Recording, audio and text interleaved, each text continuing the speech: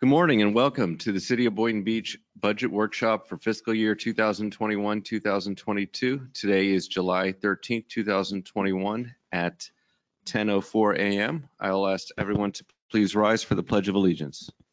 I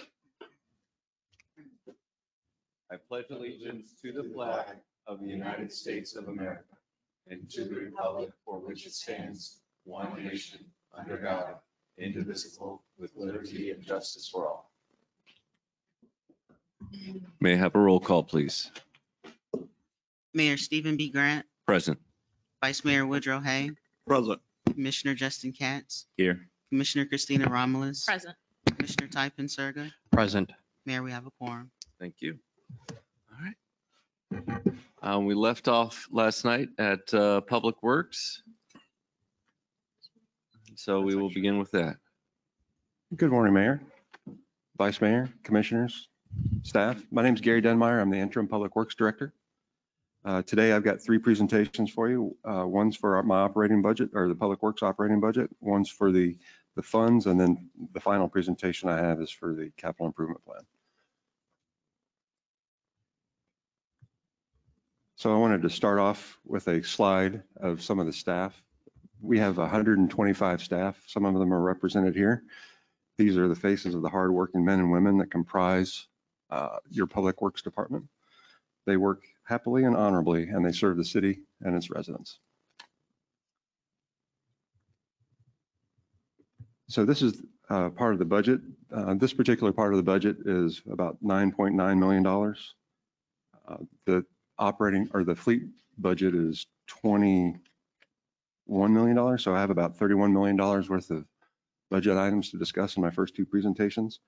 While we see increases and decreases here, the overall effect is I have a negative, or I have a decrease rather, of $257,000 for my combined budgets. As we start looking at the Public Works Administration, you'll notice that we have a 1.1% decrease. When you go to facilities, we're looking at a 1% increase. And as we get further into my slideshow, I explain some of these increases and decreases. The third item that we have is construction services. It was formerly the streets division. We're renaming it, and it's going to serve a different role this year. Again, I'll get into that a little bit later. And then the engineering division has a 21.6% decrease. Parks and grounds has a 16.1% increase, and then parking services has a 19.7% decrease. This decrease is substantially due in part because it's being funded out of the Parks and Rec budget, so only 30% of it's accounted for in my budget this year. So some of the highlights. Under facilities, mechanical services increased for ABM Town Square for mechanical and additional services. Construction services, I told you, was formerly street maintenance, and so there's an increase there of 4.4%. The reason for this increase was because of a personnel adjustment. We're moving positions out of facilities and putting them into construction services. The idea of this department is before they were doing street maintenance, now they're going to be managing all our construction projects. As they go from planning and design and they roll into construction, they'll be transferred over to construction services. This department also will be funding the street light, paying the FPL bill for our new minor road traffic lights. As you travel minor road, you'll see that there's street lights getting ready to be installed. They should be installed within 60 days. And to fund the power, we've got money in the budget for that for next year. Gary? Yes, sir. Just for clarification, this is just for the power, not for the actual Correct. Labor and, okay. Correct. Yeah, FPL puts that in at their expense and they recoup the cost through their annual power bills. Excellent. And this final item I meant to put under engineering, but this was the implementation of the Drive Safe Boynton program. That was a presentation that Paula Mendoza presented at Commission on June 15th. Commissioner, I think the minor road, I think we are only funding it's 18,000 for the street lighting for the year along that stretch. That's what's the budget impact is. And Gary, is that a county road or a city road? It is a county road, but we wanted city lights, or we wanted lights on it. And so the Palm Beach County made us take care of the power bill. Okay. Right. Thank you. Okay, highlighted changes for parks and grounds. There was a 16.1% increase. That amounts to about $568,000. 218,000 of that were personnel costs. In order to avoid overtime, we hired some temp employees. We had one promotion in there to a park superintendent. We increased the level of service and ground maintenance at some of the athletic fields, specifically Galaxy, Wilson, and Pence Park. That was $120,000. We're assuming the field maintenance for Little League at $140,000, and then we bought a Genie lift for $43,000. Successes. The engineering department, we developed a 15-year capital road rehabilitation plan. We call it ROCKS. So now we know what roads we're paving in the city within the next 15 years. So if anybody calls me up, I can look at the map. I can go to this GIS map and tell them specifically what year their road's going to be addressed. This year, we completed 9.56 lane miles of road rehabilitation. That includes the north portion of Newth Road. And then all these other roads that are listed are basically on the north side of Gateway, right around VRG, east and west of VRG, basically from I-95 to the railroad tracks. So we did a lot of roads in there. I encourage you to travel them. They look really nice.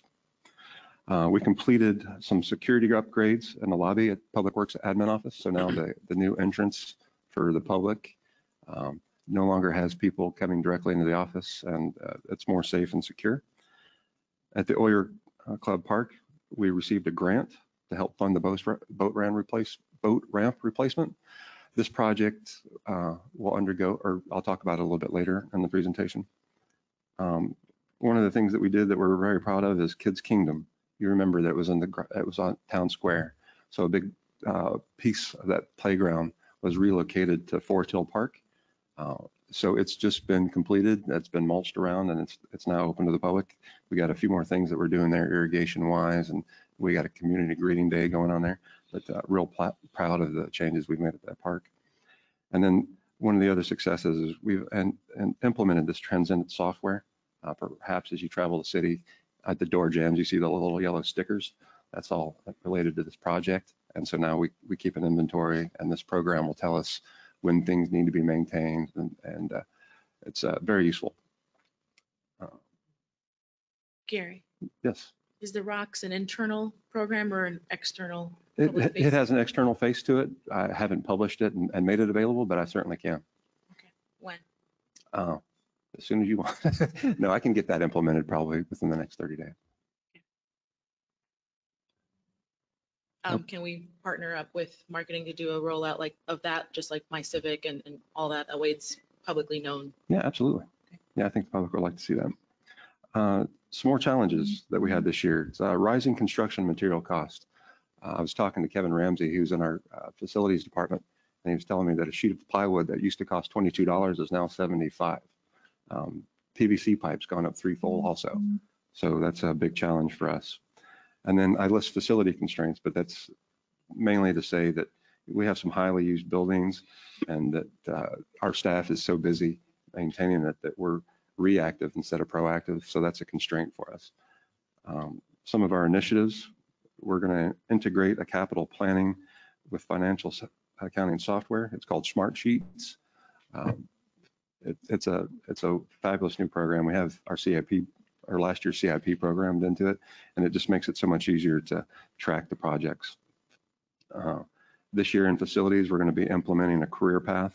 We've done that for the majority of the rest of the divisions and Public Works, so this will be one of the last ones we have, and it's for facilities. And then the last initiative we have is, and administration, is we're going to improve our customer service and our call center.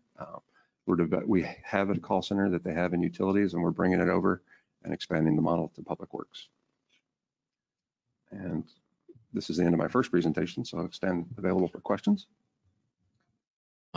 So I don't know if this is your department or Andrew, what is going on with the Rolling Green site, and what is the future for our current Public Works site? Well, I think that's it. I can answer part of that question. Okay. Part of our capital plan this year was to develop a new site at Rolling Greens. And so right now it houses our parks and grounds. So the idea will be to eventually develop that and turn it into the public works, move public works onto that site. So we've got a plan that's, it'll be 30% complete at the end of this year. At the end of this year, we'll know how much money we need to develop and save in order to move to that site. Anything else you want to add? Yeah, Andrew Mack, Assistant City Manager of Public Services. Yeah, the project we're currently in the design phase of the new public works facility at the Rolling Green site. As Gary mentioned, we're going to take that project up to 30% drawings. That's going to give us the tools and the information to make some informed decisions about the existing site and then when we can relocate. Obviously, that also help with potentially redevelopment of the current public works facility and the Head Start building. So those are the projects that particular project. We're in, I think the drawings, you're in the design development, right now? So we should have some schematic drawings to be able to be viewed in the next 30, 60 days. Were we able to work with South Florida Water Management to get a paved road along the canal so that the trucks do not have to keep on going in the residential neighborhood? Yeah, so we met with South Florida early on. We met with them in anticipation of the project.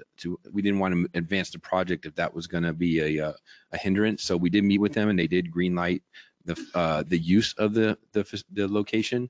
It is going to take some permitting and some more approvals, but in theory they've approved it in the location and the cross section. So that's a part of our plans, the design and the concept, as well as the cost estimating. So that was another portion. We are also working with Bible Church of God. They have a portion of that property up front, and we're working with them as well, potentially for either a small lease to use a portion of the facility or potentially their whole lot. Wonderful. Okay, and so for South Florida Water Management, in theory, does that mean we have something in writing? We don't have anything in writing right now because we didn't have anything to submit, but we do have plans that they gave us back, plus some documentation from the meetings and emails and exchanges. Okay. So yeah, we have, it all has to go to the governing board for approval. Okay. They were pretty confident that they would support it. Staff was going to support it to the governing board, so they felt pretty confident that it would get approved. Okay. And again, we won't take the next step until we have enough documentation to go through that formal approval. So, okay. I guess that was my concern. And so is that 1 to 2 years, 3 to 5 years? I would say we should be making submittals for the offsite improvements, which is in the South Florida Management right away. Within the next year, we should be able to make that submittal and hopefully get that approval in place. And then it'll be a funding, because they've also committed to potentially funding a portion of that work as well, because we'll have to stabilize the canal bank as a part of that project. They have a project, but it's 10 years out. So we're working with them to advance that project and then see what additional funding the city would need to include to match to make that project work. So again, we're working towards that. Hopefully within the next year, we'll have some better information and some firmer approvals for that so that we can advance that project forward. And then I guess the other thing would be the Lutheran Services Florida Head Start location.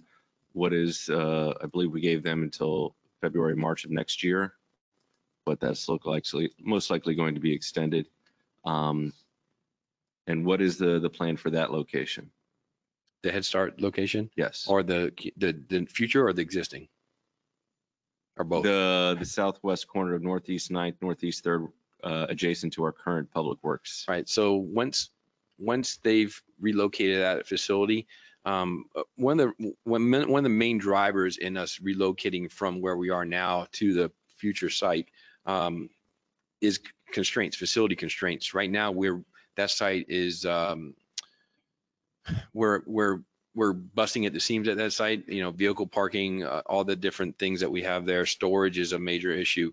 So when Head Start relocates, we'll temporarily relocate into that space so that it'll give us more opportunity to exist on site. And then once we know for sure that we can build the new facility, then we'll move over there. As far as the Head Start building, it'll stay until we have an actual redevelopment plan for the site or a partner. Once that happens, then we'll be working towards relocating all the facilities off the site and then redeveloping that location as well. So it'll be Public Works plus the Lutheran Services site. Okay. And so when you say once Lutheran Services leave, the building or the parking lot? The building. So right now, again, we're getting, based on the last meeting, we're going to send a letter to the CRA. I've spoken to Mike Simon to request that they would transfer the old community caring center location to the city so that we can then look at potentially negotiating with, depending on what the outcome is of the commission, bring it back to you with a purchase and sale and a potential month-to-month lease that would give them enough time to facilitate their building, as well as give them enough time in the next, I think in the next 30 to 60 days, they felt like they could have documentation from the federal government that would state that they have the money to build the facility. Or receive the grant. Correct. And is there a possible location on the city property on Seacrest as a location for the Lutheran Services Head Start? They looked at that site. It may work. That's not their preference. They would prefer the community caring location. We also looked at that site for potentially for future a resource center. Staff felt like the Seacrest location was a better location for the resource center, being that it's right on Seacrest. So that's one of the reasons that we were not using that option. Okay. No, thank you for all that information. Absolutely.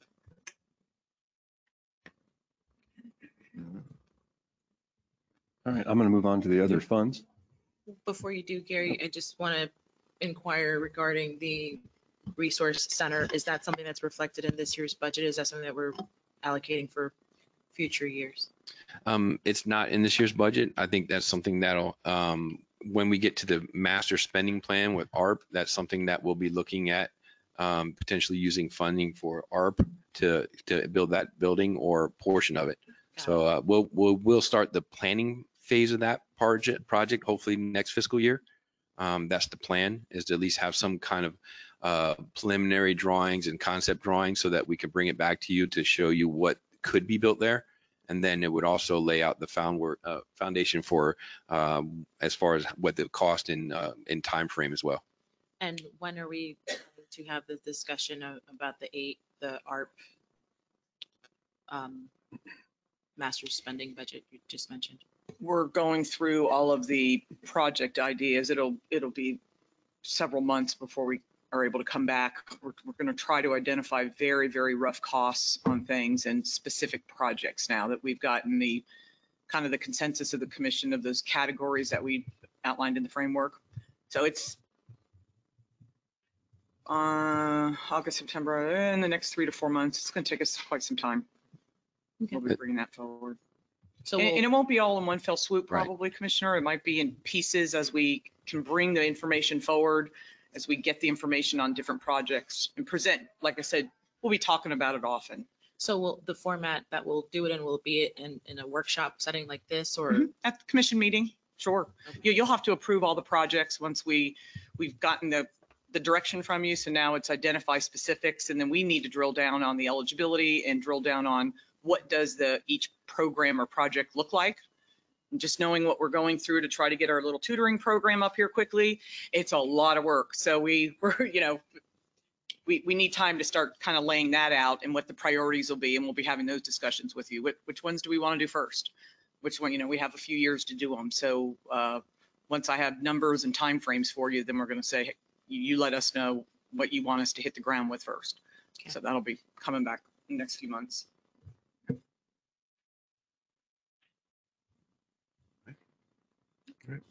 Thank you, Gary. All right, no worries. All right, so other funds. So this year, the solid waste fund is a 9.8% decrease. The fleet operating fund is a 7.2% decrease. Fleet replacement fund is 9.8% decrease. The cemetery fund is a 48.94% increase. And the mausoleum is a 6% increase. Gary, Sir. what's the increase in the cemetery fund account for? That increase is we're hiring we were initially going to bring on another FTE to increase the maintenance. We found a way to outsource that. And so we're outsourcing somebody. And so it's a small fund. So when you add somebody from the outside to do that work, it makes it seem. In addition to that, there's a part of in the capital for the cemetery, we're replacing the existing fence, that's the perimeter fence. So we budgeted $175,000 out of the cemetery fund to replace that fence that's really needs to be replaced. Are we talking about the cemetery in Woolbright? Correct. Yes. Okay. What other work or capital improvements do we have slated for that cemetery? Right now, that in this particular fund, that's what's there is is just the fencing. So for this fiscal year, that's all we have proposed there. So the only thing we're doing to improve it at this time is changing out the fencing. And we continuously do internal projects there that don't show up on a capital plan that we spend money on, but that's the biggest project that we have funded through the capital in the operating budget of the cemetery. So one of the things we're doing also is the grass needs irrigation and it doesn't get a constant supply. So we do have some money in the capital budget for irrigation. And so some of that money is being allocated for the cemetery. So, and that'll help improve the grounds maintenance quite a bit. Okay. If you all could keep me posted on the improvements there and time frame when they're going to be happening, I'd like to know that. Yeah, we recently just did a upgrade to the entry again, as far as some of the plantings and some of the mulching. Man, you're taking away from my presentation. Yeah, sorry. So that was done this year. And those type of projects happen often. One of the things that's tough at the cemetery right now, especially where the irrigation and stuff are, we're still constantly doing burials there.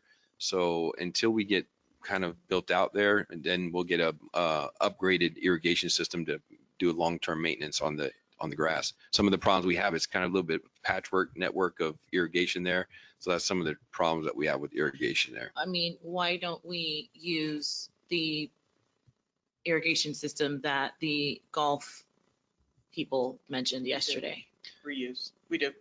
No, not the No. reuse. I'm talking about that electric thing that he was talking about that allows it to be more specified instead of just an old school Correct. heads come up and then we have to re-irrigate or change whenever a burial happens or whatever. Are we thinking about that? Is that something that we're implementing soon? Correct. That's something that we're looking at, potentially renovating the whole irrigation system, just like they're doing at the golf course. Correct. But that's not this fiscal year. That's something we're going to look a little further out to do.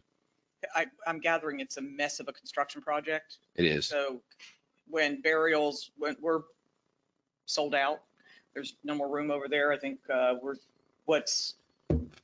those being buried now are plots previously sold. No more plots are being sold. So I don't know how long, how long are you going to wait? But it would just be an absolute, it's going to be it's a construction disruption. So probably trying to wait till things slow down a little bit, but I don't know if there's ever going to be an ideal time, honestly. It's a big construction project, so messy. Yeah, so the irrigation lines where they run through some of the areas that get burials. So when we're digging, sometimes we hit the lines. It's a little bit of a patchwork network of irrigation. So we do plan to upgrade it and like you're saying, into a new system. We're just waiting a little bit further along because we're close to being, like the city manager mentioned, we're out of plots. We don't have any plots to sell, so we're starting to wrap up operations and specifically in some of the new areas. So the older areas, we can actually go ahead and go in and do that work, which we'll plan on doing in the future very shortly. Can you give me a time frame?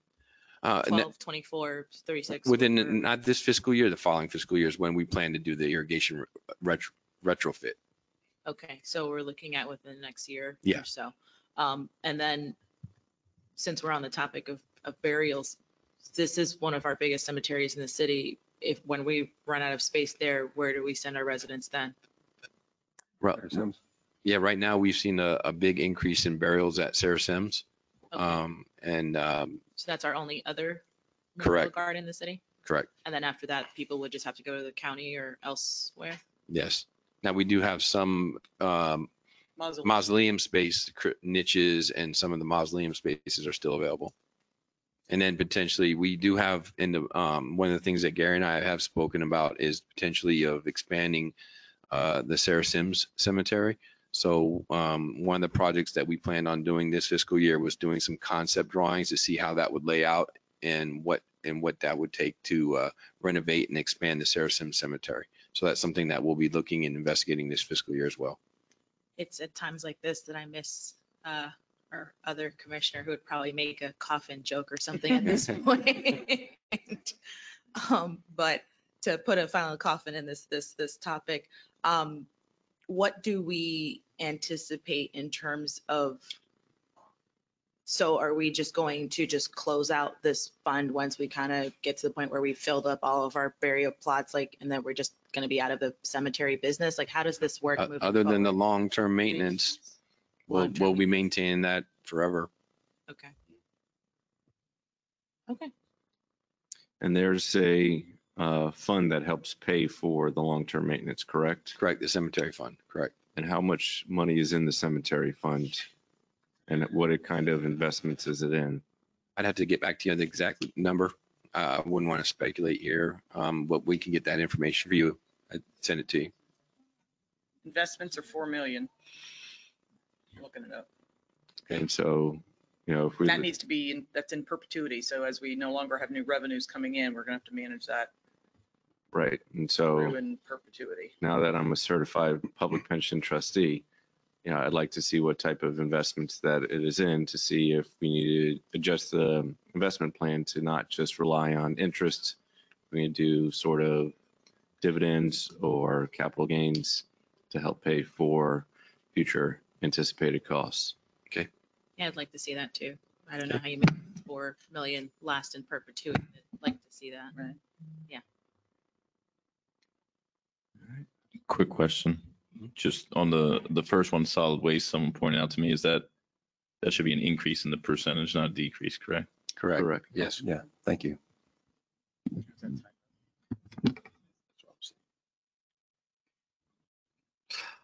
Let me change that slide real quick. All right. So this year, one of the successes, excuse me, we had, we updated the fleet's policy and procedures.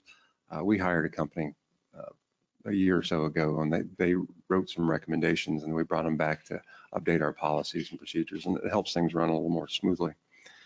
And then our success was the enhancement to the Boynton Beach Memorial Cemetery. I seem to remember hearing about that earlier in the meeting. So we also increased the sale of plots at Saracen Cemetery. Some of our challenges, we have an outdated fleet management software. We're looking at updating. We'll get into that later. Competition for fleet labor. Right now, there's a huge demand for mechanics. And so we are competing to bring people on board. At the moment, we are fully staffed, provided that the 2 offers that we have get accepted.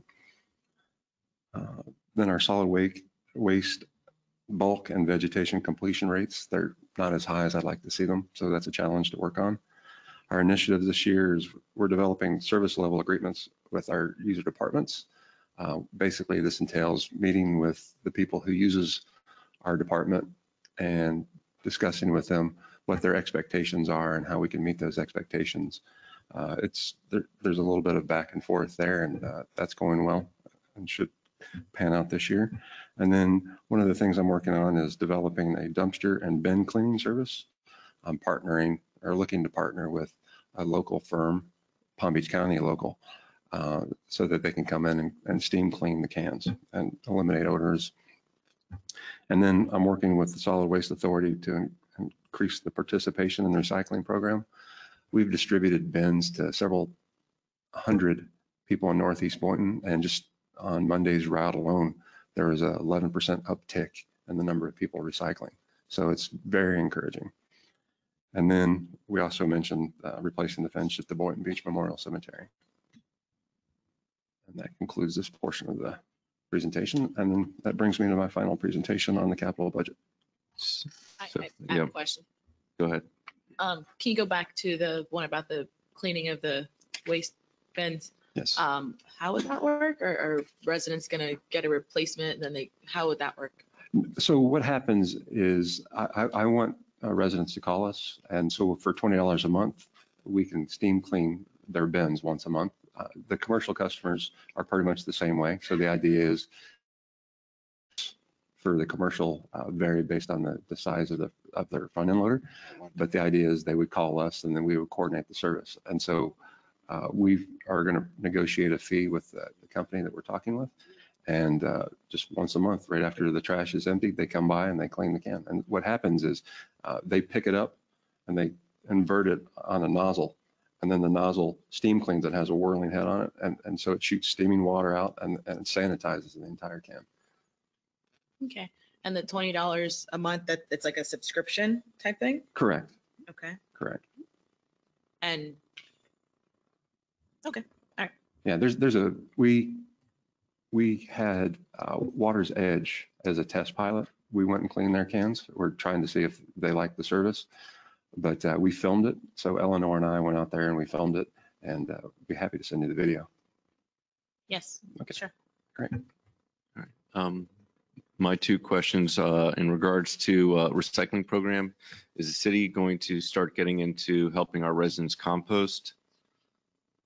Oh, that's an interesting concept. I hadn't thought of that one. Because, you know, the fact is that a lot of our bulk is vegetative, and if we can find ways to compost some of it, also teaching residents of the food waste that's easily compostable. I don't know how the commission has in it to help. You know, I know that there are bins available for the public for compost on their own. However, economies of scale, the city can buy it for a lot cheaper if they buy a lot more. Right. And so that's something that I'd like to take a look at regarding our sustainability of the solid waste department with the rest of the consensus of the commission. And the other thing is the fleet payments. How many more electric vehicles are we getting? Actually, I had a meeting with Andrew and Rebecca Harvey. Yeah. So there were some initiatives in next year's fleet to try to replace some police vehicles, some fire with some type of electrical vehicles. One of the things that I thought was interesting with the rescue trucks is they have a generator, an electrical type generator that can be mounted in the truck to help it during idle. And so that seemed very promising. So it's an initiative that we're going to push forward this year. I think we had a finite number, but I don't remember what those numbers were for what we were going to order in which department. Okay. But I can get back to you on that. And also, I guess, you know, we've had electric vehicles in the city for a while. We started with the electrical inspector, and we realized that employee wasn't using the vehicle enough.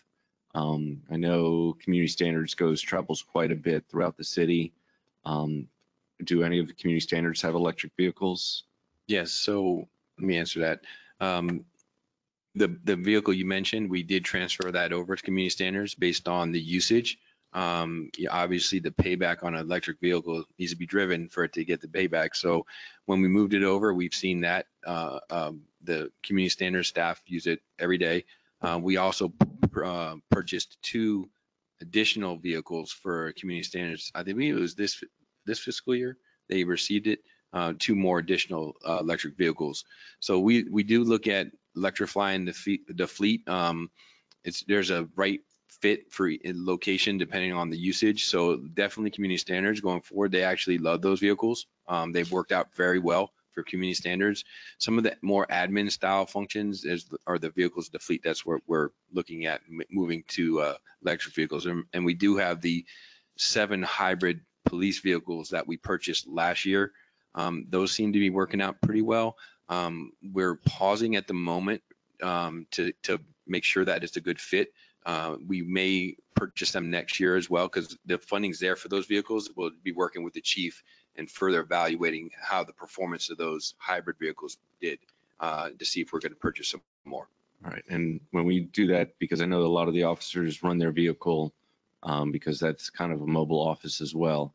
And so that's kind of, you know, it's not just the miles driven, it's almost the hours on the battery as well. Is that also taken into consideration? Yes, absolutely. Okay. Thank you. Who are the officers or people that have in the police department that have the hybrid vehicles? I'd have to get back to you. I don't know I don't- who they're I don't assigned to. I don't mean necessarily individuals. I just mean like captains, I think it's road patrol. Road These patrol. are marked units. Okay. The ones that we purchased were actually pursuit vehicles. Okay. They're hybrid pursuit. They're the SUV pursuit vehicles. So I'm not sure if they're specifically assigned to a unit or whether they're rotated. I don't recall, but I can get that information. Road patrol. They're all road Road patrol. And they're based on the Ford Explorer. Yes, correct. So yeah, if you could give us the, whatever public specs you can on the vehicles, so we have a little bit more information, that'd be wonderful. Okay. What I can do is, what we can do is work towards maybe an upcoming commission meeting, bring you back a report on how the programs worked, some of the pros, the cons, and do a little analysis for you and bring it back to you as a report. Okay. All right, thank you.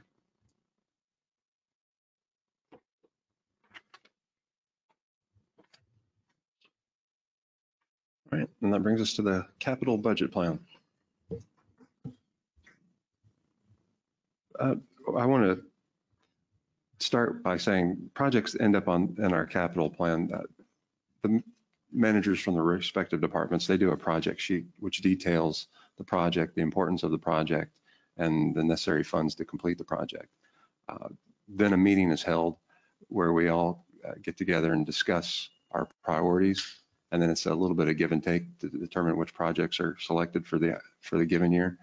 The ones that don't make the budget for this year are put on schedule for the following year. And so in my next slide, you'll see that. But so far this year for the 303 Surtax fund, we have $6.9 million worth of projects. That's a total of 68 projects. And then our 302 fund is 3.7 million, and we have 10 projects that comprise those. As I mentioned, this is a planning tool. So the projects that didn't make this year are shown in future years. This year is the blue column.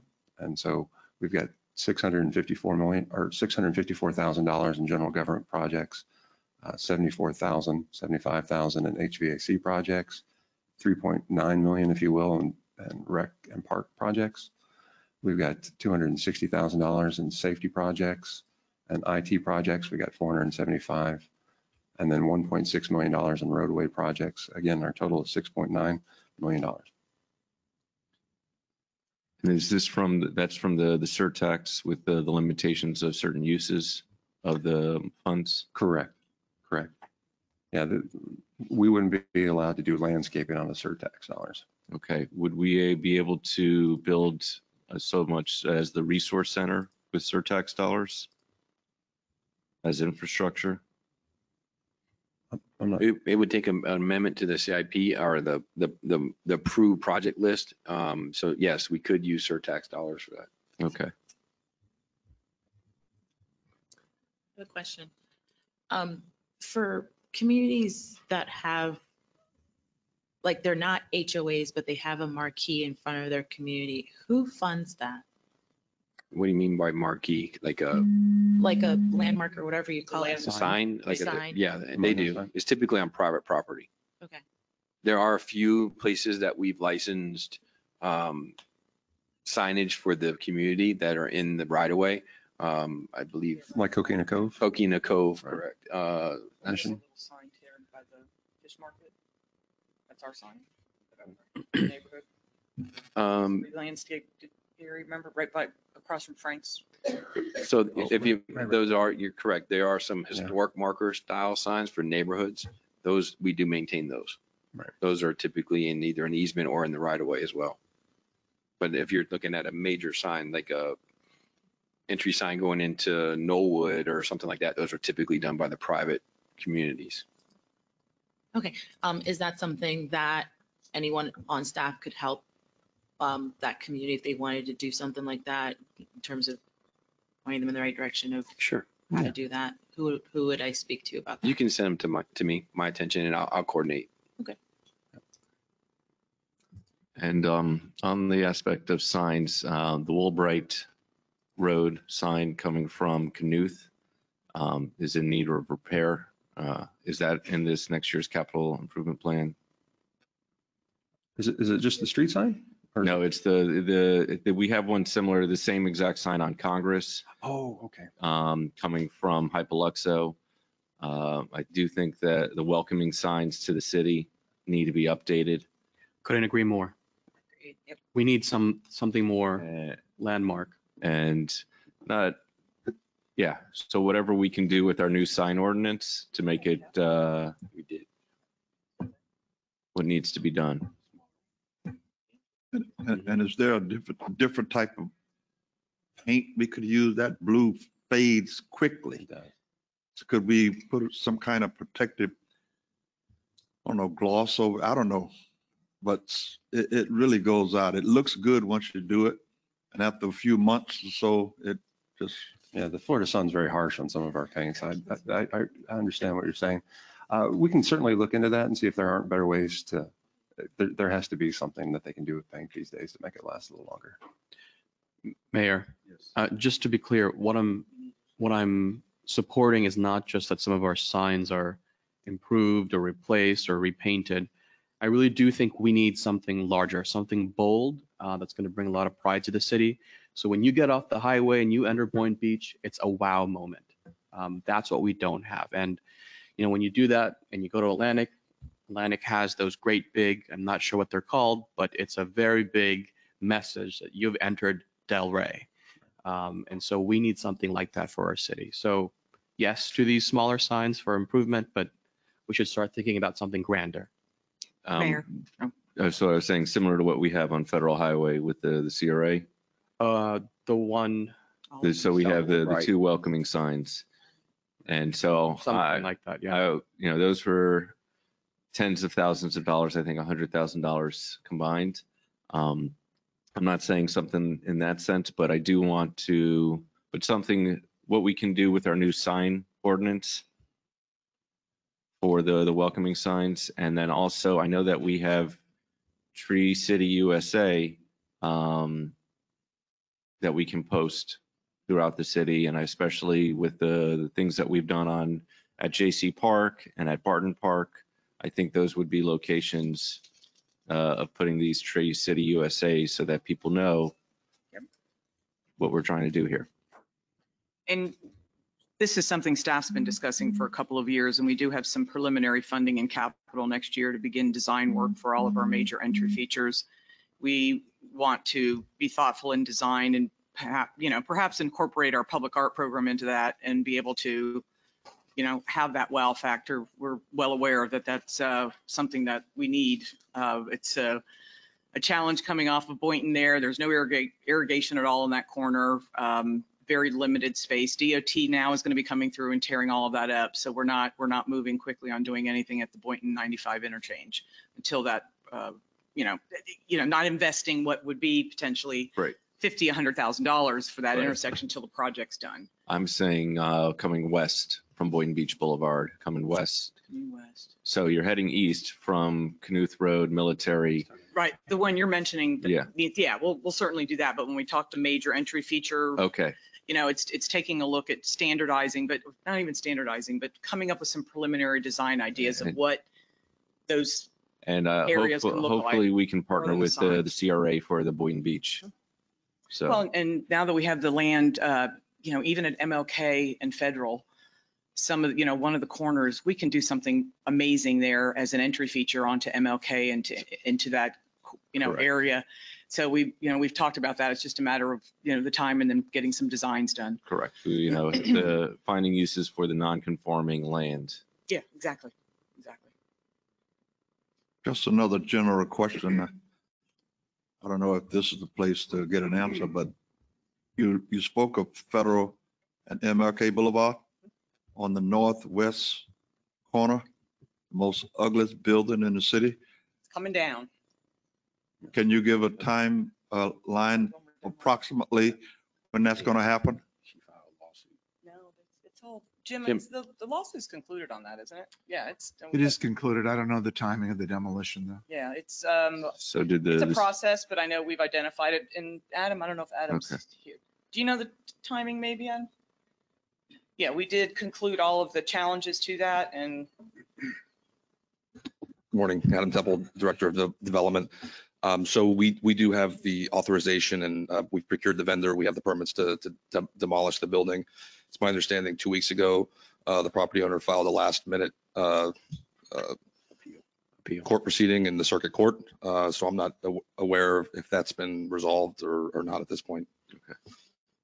All right. And, Thanks, Adam. So as soon as possible, Yes. it's on the list. Beautiful. and I guess for another time, Jim, you'll let us know how the other court cases for the lien foreclosures are going. I'll find out right now. Okay. I just asked Adam that yesterday. Okay. Gary, No you're worries. back on. Okay, so this $25,000 that's for recreation and park entry signs, this is a multi-year project. So we had 25 in this year's budget. So next year we'll have 25. And I think the year after that, I think we've got 25.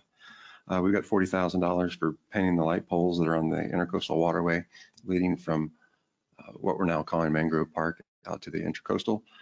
What's going to happen there is the poles are fading and need some attention. So in addition to painting, the fixtures will be swapped out with LED fixtures. Then we've got $63,000 to go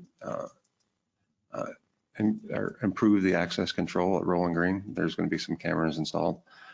There's another capital project that also will replace the gate this year. So next year's project and this project will go hand in hand. Then we've got $85,000 for painting the floor and some other rooms in the Children's Museum. Then we have $125,000 for citywide door hardware. We're going to rekey some locks and install prox cards. If you've been to Hester Center, there's a few doors that would benefit from having prox cards. And then we have $192,000 for a construction, engineering, and inspection services. Basically, this is going to be an in-house representative that would help manage some of the engineering projects that we've got coming up. Gary, Sir. what are the plans for Fire Station 3? If I'm not mistaken, it's one of the oldest in the city, if not the oldest. Yes. It's something that residents regularly question me about. So what does that future look like for Fire Station 3 in that corner? So this year we hired a consultant to help us with just that question. We wanted to know what it would take, how we could do it, and what it would look like. And so they did a conceptual plan for us. That plan should be wrapping up within the next 30 to 60 days. They have been able to provide us what a construction cost estimate is. So now we're in the process of figuring where that will fall in our capital budget, when we can have the money to do it and when the priorities line up right. Chief Stables was involved in that design, and he came up with some really good ideas as far as access control, and he reduced the square footage. So he was a real benefit to that project. Is there any possibility of incorporating some sort of community space in there? As you know, we don't have a community center. True. In District 4. And it's so strategically located, it's right in the center of the district. So if there was ever a time, I figured that could be a potential location. Space is limited, but I just wanted to encourage you all to consider that also, if it could be a multi-purpose site.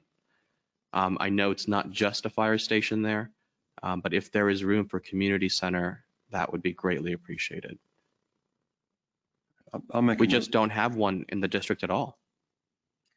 I would say that Eco Park might be a better location for the community center because of how much land is there, how much parking. And I think that might be a better location because you have the fire station and the shooting range right there. So I'm not so sure about the Eco Park, Mayor. I mean, that would require that we tear down trees to make room for it. We bring the chief up. He can talk a little bit about the actual layout of the station and what's included in the floor plan. Sure. Fire chief. When we did the plan, we actually did include a multi-purpose community room. So homeowner associations, classes, things like that can be run. That's the model for all of the fire stations as the hometown fire department. So that was actually included in the design side. So there is okay, sorry, I didn't know I wasn't on. I have a pretty loud voice, but there is a community room included in that design plan. So that is already contained within there. Not a full rec center, obviously, but it can be used for multiple things, just like Station 5's multipurpose room, a little bigger than multipurpose room at 5. All right, thank you. And I'm sorry, I thought that would be it. I just remembered one more thing. So of course we mentioned the entry signs to the city, the park signs. What about these digital signs? I've seen them in other places in the city. I still have not seen them in District 4. What is the outlook on a digital sign and specifically getting that into our city? And the reason I mention this, it's not just that we don't have one. It's the idea here, the larger idea is that my sense is that District 4 has some of the least involved communities in city events. And right now, all we have or what we see is this, I don't even know what that is, plywood signs that's put up in front of Fire Station 3. So, you know, I think we really need something more to grab people's attention, to get more people involved. So what is the future of these digital signs, not just for District 4, but as they spread around the city? Well, we had a pilot program where we put out 3 signs. And the idea is, you know, we're not experts in the signs. We don't know how they work and what's the best way to use them. So over that process, we've had them now for almost a year and a half. And we've got, you know, we've learned quite a bit. So now we know what we want and what to look for. And so I think there is a plan amongst city managers for us to move it in that direction. It hasn't made the budget yet, so I haven't focused on it. I can speak to that too as well. When we did look at citing some of those on the west side, we did recognize that we do need digital signs out there. The 3 locations that we talked about, one was barrier free, one was Meadows Park, and the other was the station site, actually the one right at the corner. Some of the benefits of doing an intersection is you have a more time to see the sign. So since that time, we've actually upgraded the one to actually install the sign at City Hall. It was a little bit larger so that you can see it at a higher speed. So I think, and when Gary's saying that, we definitely learned some lessons as far as what the product, the style, locations. So we are now using that and actually absolutely we're going to have artist / architect design the signs now. We had engineers design it so they don't look as attractive as I would like.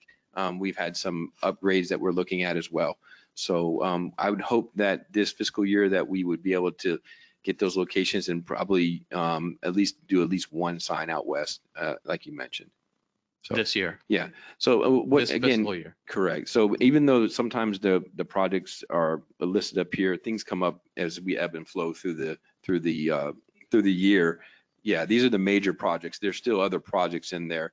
As projects, some delay, some come in under budget, some come in over budget. We use surplus of funds, and you'll see the amendments that we bring back to you all the time. And that's when we start bringing out these smaller projects and adding them.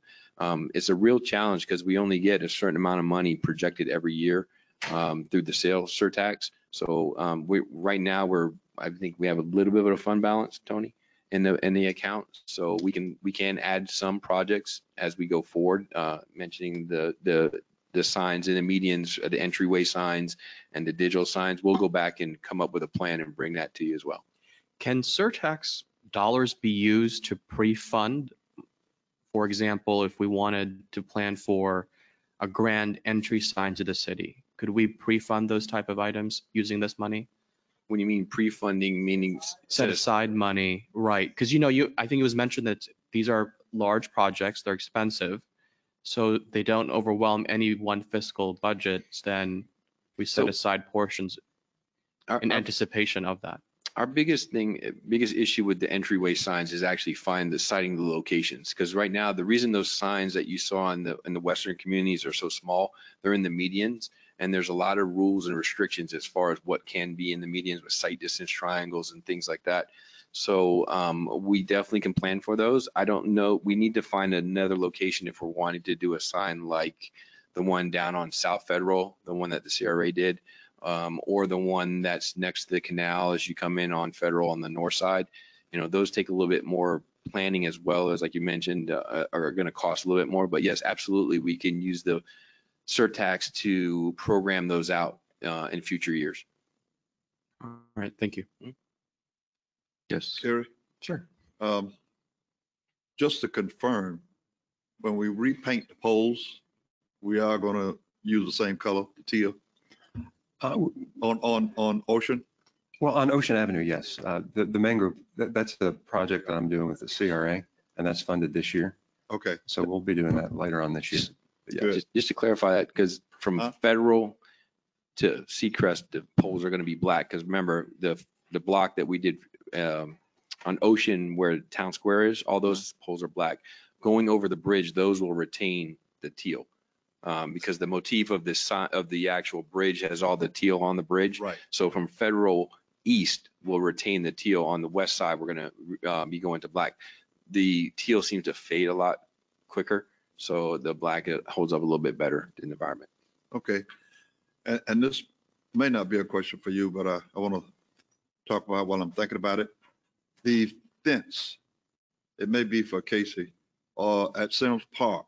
Was that in the budget? Was that a line item? Because that fence it needs repairs. Is that part of next year's budget? Sarah Sims. Sarah Sims. Yeah, the new park. It has a lot of breakage, maintenance on that. So we do have in the Surtax, as part of that, we have some general maintenance line items that we carry, and about $50,000 for fence repairs throughout the year. So yeah, definitely we could use that money to repair the fence. Good. Oh. Yeah. I wish I had magical powers. I would zap them.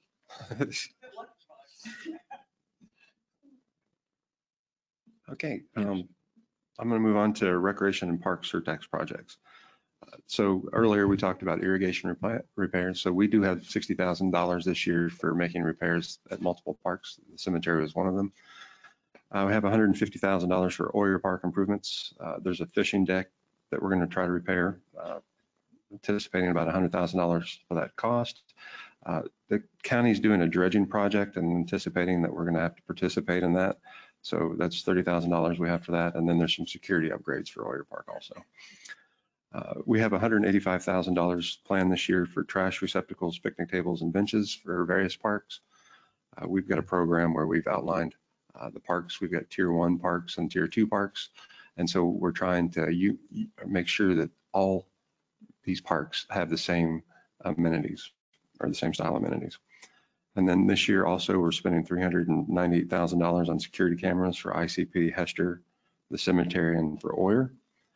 We got 416 slated for Wilson Park improvements, which includes $300,000 to renovate the playground and add pour in place.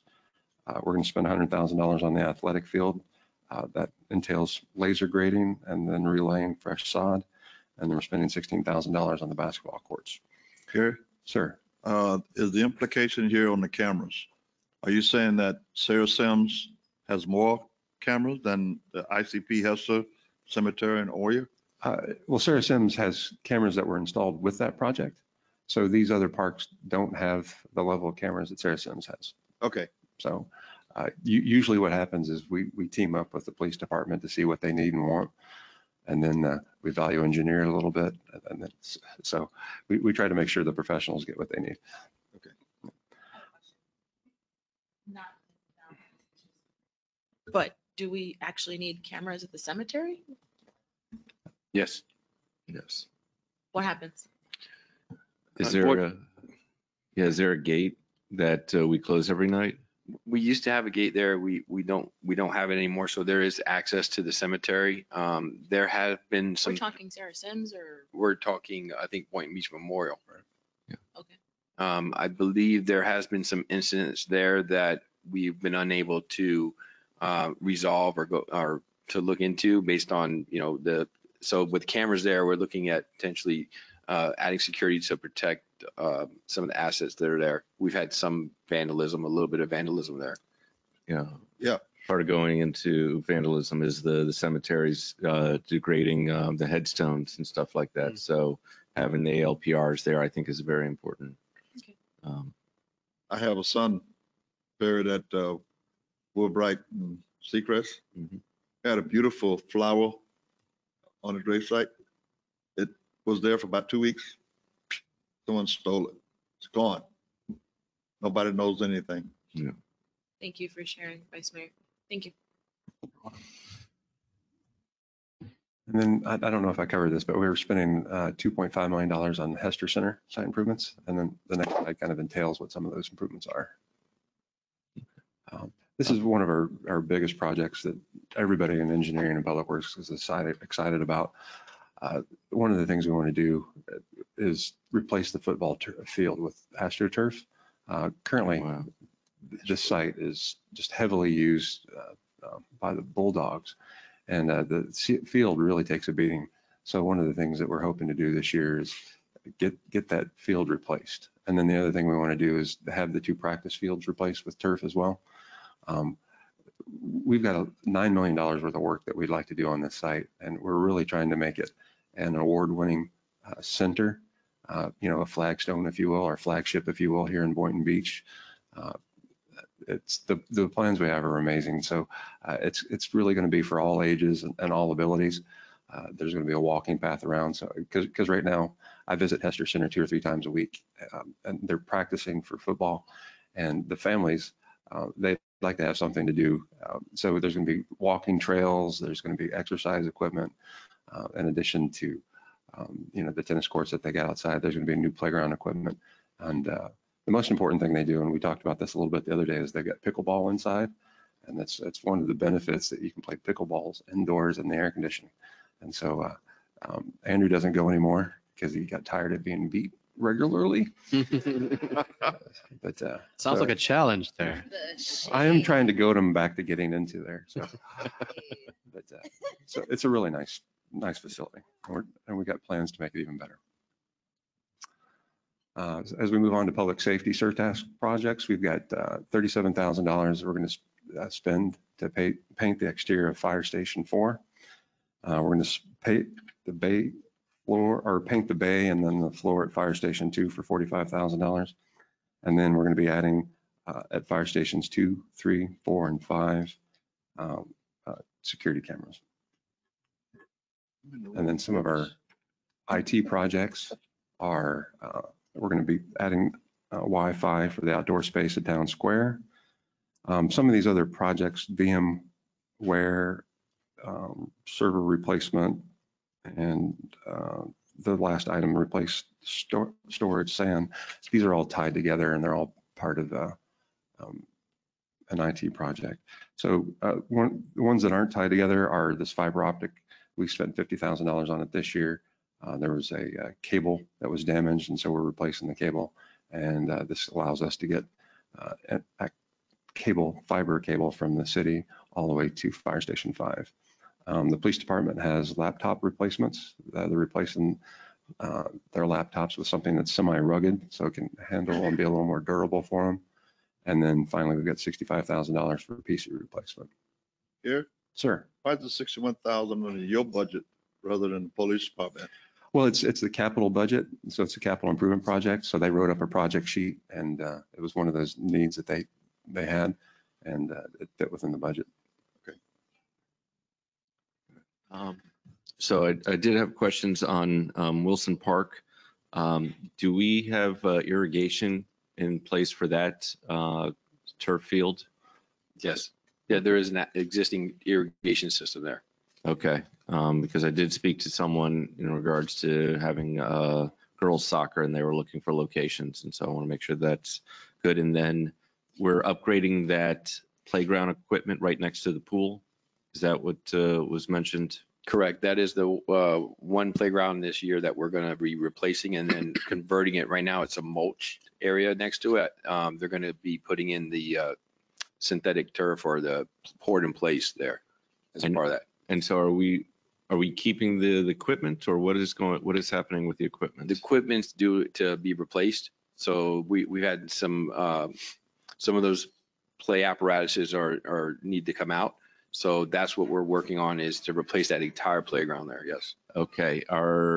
My whole thinking is that some of the playground equipment, I go to Calusa Park, and there's still a horse from like the 60s or 70s there on the spring. So I just want to make sure that if any of the equipment can be salvaged that we just stored at Rolling Green. Because I know that people at Barton Park were saying, hey, can we get any type of kids equipment there? And so that's something I'd like to see if it's possible to save any of the smaller types of playground equipment. And as for the laptops, if we can clear out the hard drive and give those back to the public, the Screens for Success through the Chevy TV Foundation has done some great work, helping people in poverty and who need these internet electronics is something that I'd like to make sure that we're doing rather than trying to scrap them. That's something we can speak to the police chief on and see if that's something that can be done with those. Those are the police laptops. Right. So if it's, $50 or $100, and we're looking just for a nonprofit to help pay for that, that's something that I'd like to see. Yes, Yeah. Catherine. Good morning, Mayor and Commissioners. Catherine Montos, Assistant City Manager. We are working on a donation program for those laptops that we retire out of our system. I think the nonprofit is called Seed Access. They're one of the partner organizations with the Palm Beach County Education Foundation. Seating access. Seating Access. Okay. Thank you. So we're working on a donation program with them to our retired out laptops and computers can go to them.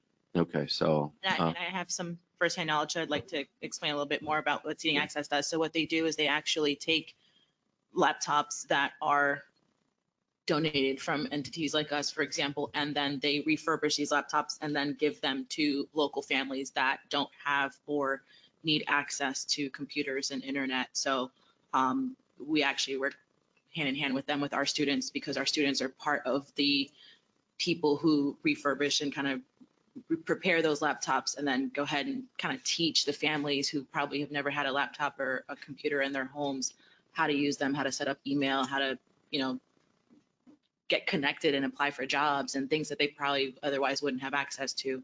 So it is a very important work that they're doing. And I think it's great that we actually are doing that and supporting them by providing them with our laptops that we are moving out of use. So thank you. All right. And so if there are other nonprofits, I know that the Boynton Beach Faith-Based CDC is also helping the seniors. So I'll have them reach out to you, Catherine. Gary, before you move forward, could you elaborate on the wireless access points? How will that work? Is it truly citywide and so on? So that program is actually for inside our city buildings. So not all of our city buildings have wireless access points for the Gotcha. guests. So I believe those are an ITS project that was submitted to either also replace existing failing ones that we have to the new modern technology, or adding to the group to include additional locations. Just one other thing I'd like to point out, some of this stuff on the project may seem repetitive. Projects that we don't get to in this fiscal year are being rebudgeted for next fiscal year. So it's just to make sure that that project gets redone as well. So for instance, the $125,000 for security upgrades to the locks in the city, that's a rollover project. We couldn't quite get to it this year, so it's being rebudgeted for next year. So it's some of these projects that you don't see that are being rebudgeted. So Town Square Wi-Fi in the parks, that's one that we couldn't get to this year as well. So we're going to actually, that's to add wireless access points in the parks at Town Square. All right, thank you for that clarification. For a moment there, I thought we were contributing more to the Wi-Fi network for the public. So moving on to transportation, we've got $50,000 for bridge repairs. We have 9 bridges in the city that we maintain and operate, 2 of which are dated back to the late 50s, so they require a little bit more maintenance. $80,000 this year will be spent on FEC crossing upgrades. FEC ends up sending us a bill. They tell us earlier in the year how much to budget. We're going to be spending, as we have for the last several years, $100,000 this year on ADA ramp upgrades. Basically what this is we have intersections that don't have detectable warnings, or they're not adequately sloped for ADA. And so we go through and we replace them. Usually we fix these ramps in combination with other projects that are ongoing. Sometimes I target the ramps, but most times I'm able to spend this money effectively by combining it with other projects that are ongoing. We have $150,000 for sidewalk repairs. Again, I do this with other road projects that are ongoing. This year we have $250,000 slated for High Ridge Road improvement. It's going to be a design. Palm Beach County is going to be starting a project at High Ridge and Gateway this year to increase the number of turn lanes and make that intersection more efficient. And then they're also at Minor on High Ridge going to be, they're designing a roundabout this year for construction in 2 years. So this project that we're designing between those two projects will help make traffic flow much, much smoother. So this is one of those that will basically, that area conceivably will be under construction for 2 years. Yes, ma'am. And we were trying to figure out, because you've got 3 different projects by 3 different entities. We need to do High Ridge Road from Gateway to Minor in our paving program. And then we're doing Industrial Way also. That's the entry into waste management, which that road is just gets destroyed by the big trucks. So we're trying to figure out between, and I travel it every day, multiple times a day, and I know that's going to be an absolute nightmare for the public there. So we're going to work very closely with them to communicate, but we are going to try to coordinate efforts. I mean, the roundabout's 2 years away, but they'll forget the pain after, if we can give them at least a year in between. But between the Gateway project, our High Ridge project, and Industrial Way, all of that concerns me greatly on trying to coordinate with the county. So it's just, get it done at once, and it's a nightmare for however long. And right. So we don't have Gateway torn up and county does all their work. And then, 3 months later, here we come and tearing up Minor to do our project. So it's going to be a challenge, but we have identified that because that concerns me. A lot of traffic goes through there. So we've already done some public outreach too. We know who the businesses are in that area. And so we've reached out to them, and during COVID, we had Zoom meetings kind of telling them about some of our plans for that intersection. So we're going to continue to stay well in touch with those people and businesses. Our breweries are very concerned about access. Oh, absolutely. And rightfully so. Eric? Sir. The $150,000 for sidewalk, Yes, that's not necessarily for communities, right? No, it'll be public roads. Public roads. Yes, sir. Okay. Because where would it fall for communities? Because over in Sky Lake, some pretty bad sidewalks in there. I've gotten several complaints. Where would that fall and what budget? So what happens if it's a public road? And this has happened quite a bit, in the work that I'm doing just north of Gateway. If there's existing sidewalks, I generally repair them when I have a road project going on. If there are gaps where there's, because what happens is when you build a home these days, they ask you to install a sidewalk, whether there's one, on your neighbor's property or not. So now that I go through and I do these new road projects, I would assume that within the next 15 years, I'll be able to touch most of the city and fill in most of the gaps. There's places where it doesn't necessarily make sense to have a sidewalk on both sides of the streets. And so we weigh that about with, and sometimes I can apply for grants to get sidewalks too. We looked in Grayson Heights just this year, as a matter of fact, and we were working with the whole community. We had a Zoom meeting. I think we had like 35 participants, and we told them that this is something that we wanted to do in their community. We could get a grant for it. Grayson Heights, just so you know, it's right there on the north side of Southeast 36th. And collectively, they said, we don't want this project. And so we as the city, we respected that. And, we had an opportunity that we were going to be successful and get money to put in the sidewalks because of their proximity to walking to school, proximities to the stores, Walmart and what have you. And so it would have been a successful ask had the citizens wanted us to make it. So, these are the projects that the city engineer and the engineering department has been, they actively look for them. And so as we come in to do neighborhoods to fix their roads, we will replace sidewalks. Okay. So I just need to grab you and take a look. Absolutely. Okay, take a look at it. Okay, thank you. Yes, sir. Gary. Sir. On the topic of sidewalks, you can't help but to notice even in our area that so much of it has been, and I'm not sure what the right word is, but they're extremely dirty. is there a plan for power washing? You know, I've spoken to business owners, residents, and one of the things they say, great area, love the neighborhoods, but there's something missing. And one person said, one of the mall individuals, I'm not going to say his name, but one of the things they said was Boynton is missing that crispness. That was the way he said it. And it's these little things that really just that add up, you know, right? And that differentiates us from okay to something even better. Is there a plan for cleaning up our sidewalks? Well, the adjacent property owner is supposed to maintain the sidewalks. And so if it falls on a public right of way, the property owner should do that. And maybe this is something that I can work together with Adam on and see if we can't develop a way to approach neighbors or a community, you know, a community of neighbors, if you will, and see if they can't simultaneously set up that program. All right, I'll continue that conversation with you guys because, you know, what I'll see, you know, along Congress is you have these patches of sidewalk that are pristine and then everything around it is, you know, very dark. Right. And it's just everywhere. So I'm not entirely sure it's entirely just private responsibility, but. We have done something similar to this on, because Inca in District 2 was after us on Federal Highway. DOT typically does not pressure wash their sidewalks or medians and curb and concrete assets. That is something that we did do in-house. We had some staff that was on light duty working through there. So we actually had them come up from the north end all the way down to the south end, and it did pay big dividends, as you mentioned. Just that cleaning of the sidewalk and the curbing really brightened it up, that area. That is something I do want to look at expanding. It's not something that we budget. It's when we have a little bit of a lull in staff time that we try and do those things. Some of the areas that I've been trying to concentrate on is on the bridge and the overpasses. If you go and look at some of the bridges, they're really dirty.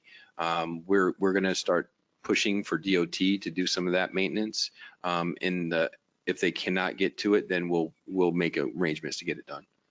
It's not going to be an overnight thing, but we will prioritize and start doing some of that stuff to make some bigger impacts. And as you mentioned, into when you're entering the city or at intersections that are high usage. It's a staff resource issue mostly. Yeah. Having the time. If we could, you know, maybe look at. Is that something that be Just putting it out to contracted bid. out? We have a contract. It's not cheap. A lot of money. It's expensive. We do have a contract with a painting company that does pressure washing. And we've actually the janitorial as well. Our janitorial company has done it as well. We mostly use them in our own internal assets because on top of the roads and all that, we do have parks and buildings and that where staff are pressure washing. I just mentioned to our facilities manager, the senior center, the roof there is again we pressure wash it like 3 years ago, and it needs to be done very soon. So it's something that we're looking to expand into, but it's going to take time. But there's nothing budgeted here. Not from a contractual standpoint, correct. This would be if we can use internal staff. Again, we had the one on Federal Highway. It took them about 2 weeks to do it. They went on the north or the east and west side of the road. So, all right, we'll continue this conversation. Sure. Thank Absolutely. you. Okay, so we had $350,000 this year also for the rehabilitation of Industrial Way, and that project will include drainage rehabilitation. If you've been on that road, you'll know that it floods quite extensively during small rainfall events. And then each year I get at least $1 million to do road resurfacing. Part of that money this year went to that 9.56 lane miles. And that brings us to the 302 fund.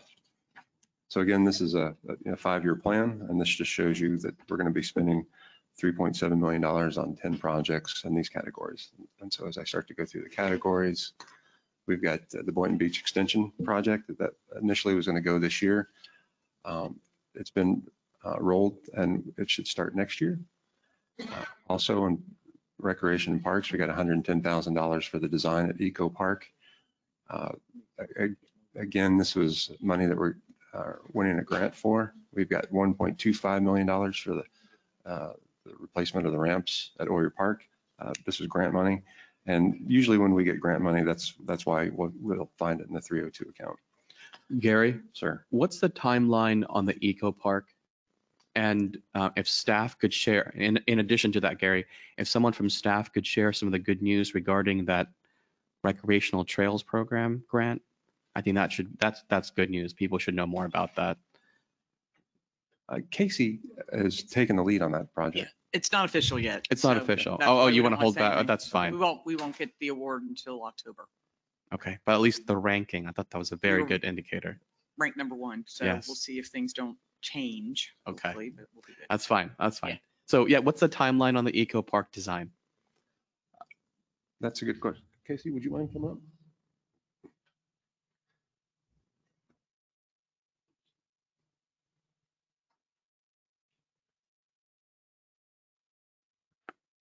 Good morning, Casey Young, Recreation Parks Director. On the Eco Park design, we are working with a firm to provide some estimates on that. So at this time, we do not have an exact timeline on that, but I know that we have had discussions with the firm to provide that to us. Andrew probably has it. I think he was working more closely with it. Yeah. Yeah, I think we have them under contract and they're actually working on it, I believe. So wait till he gets. Okay, back. sure. All right. Thank you. Great. We'll just circle back to it then. No worries. Gary, do you know if we're using a task contract? It is. I know it's Kimley Horn. I just, as far as following that project, I haven't been.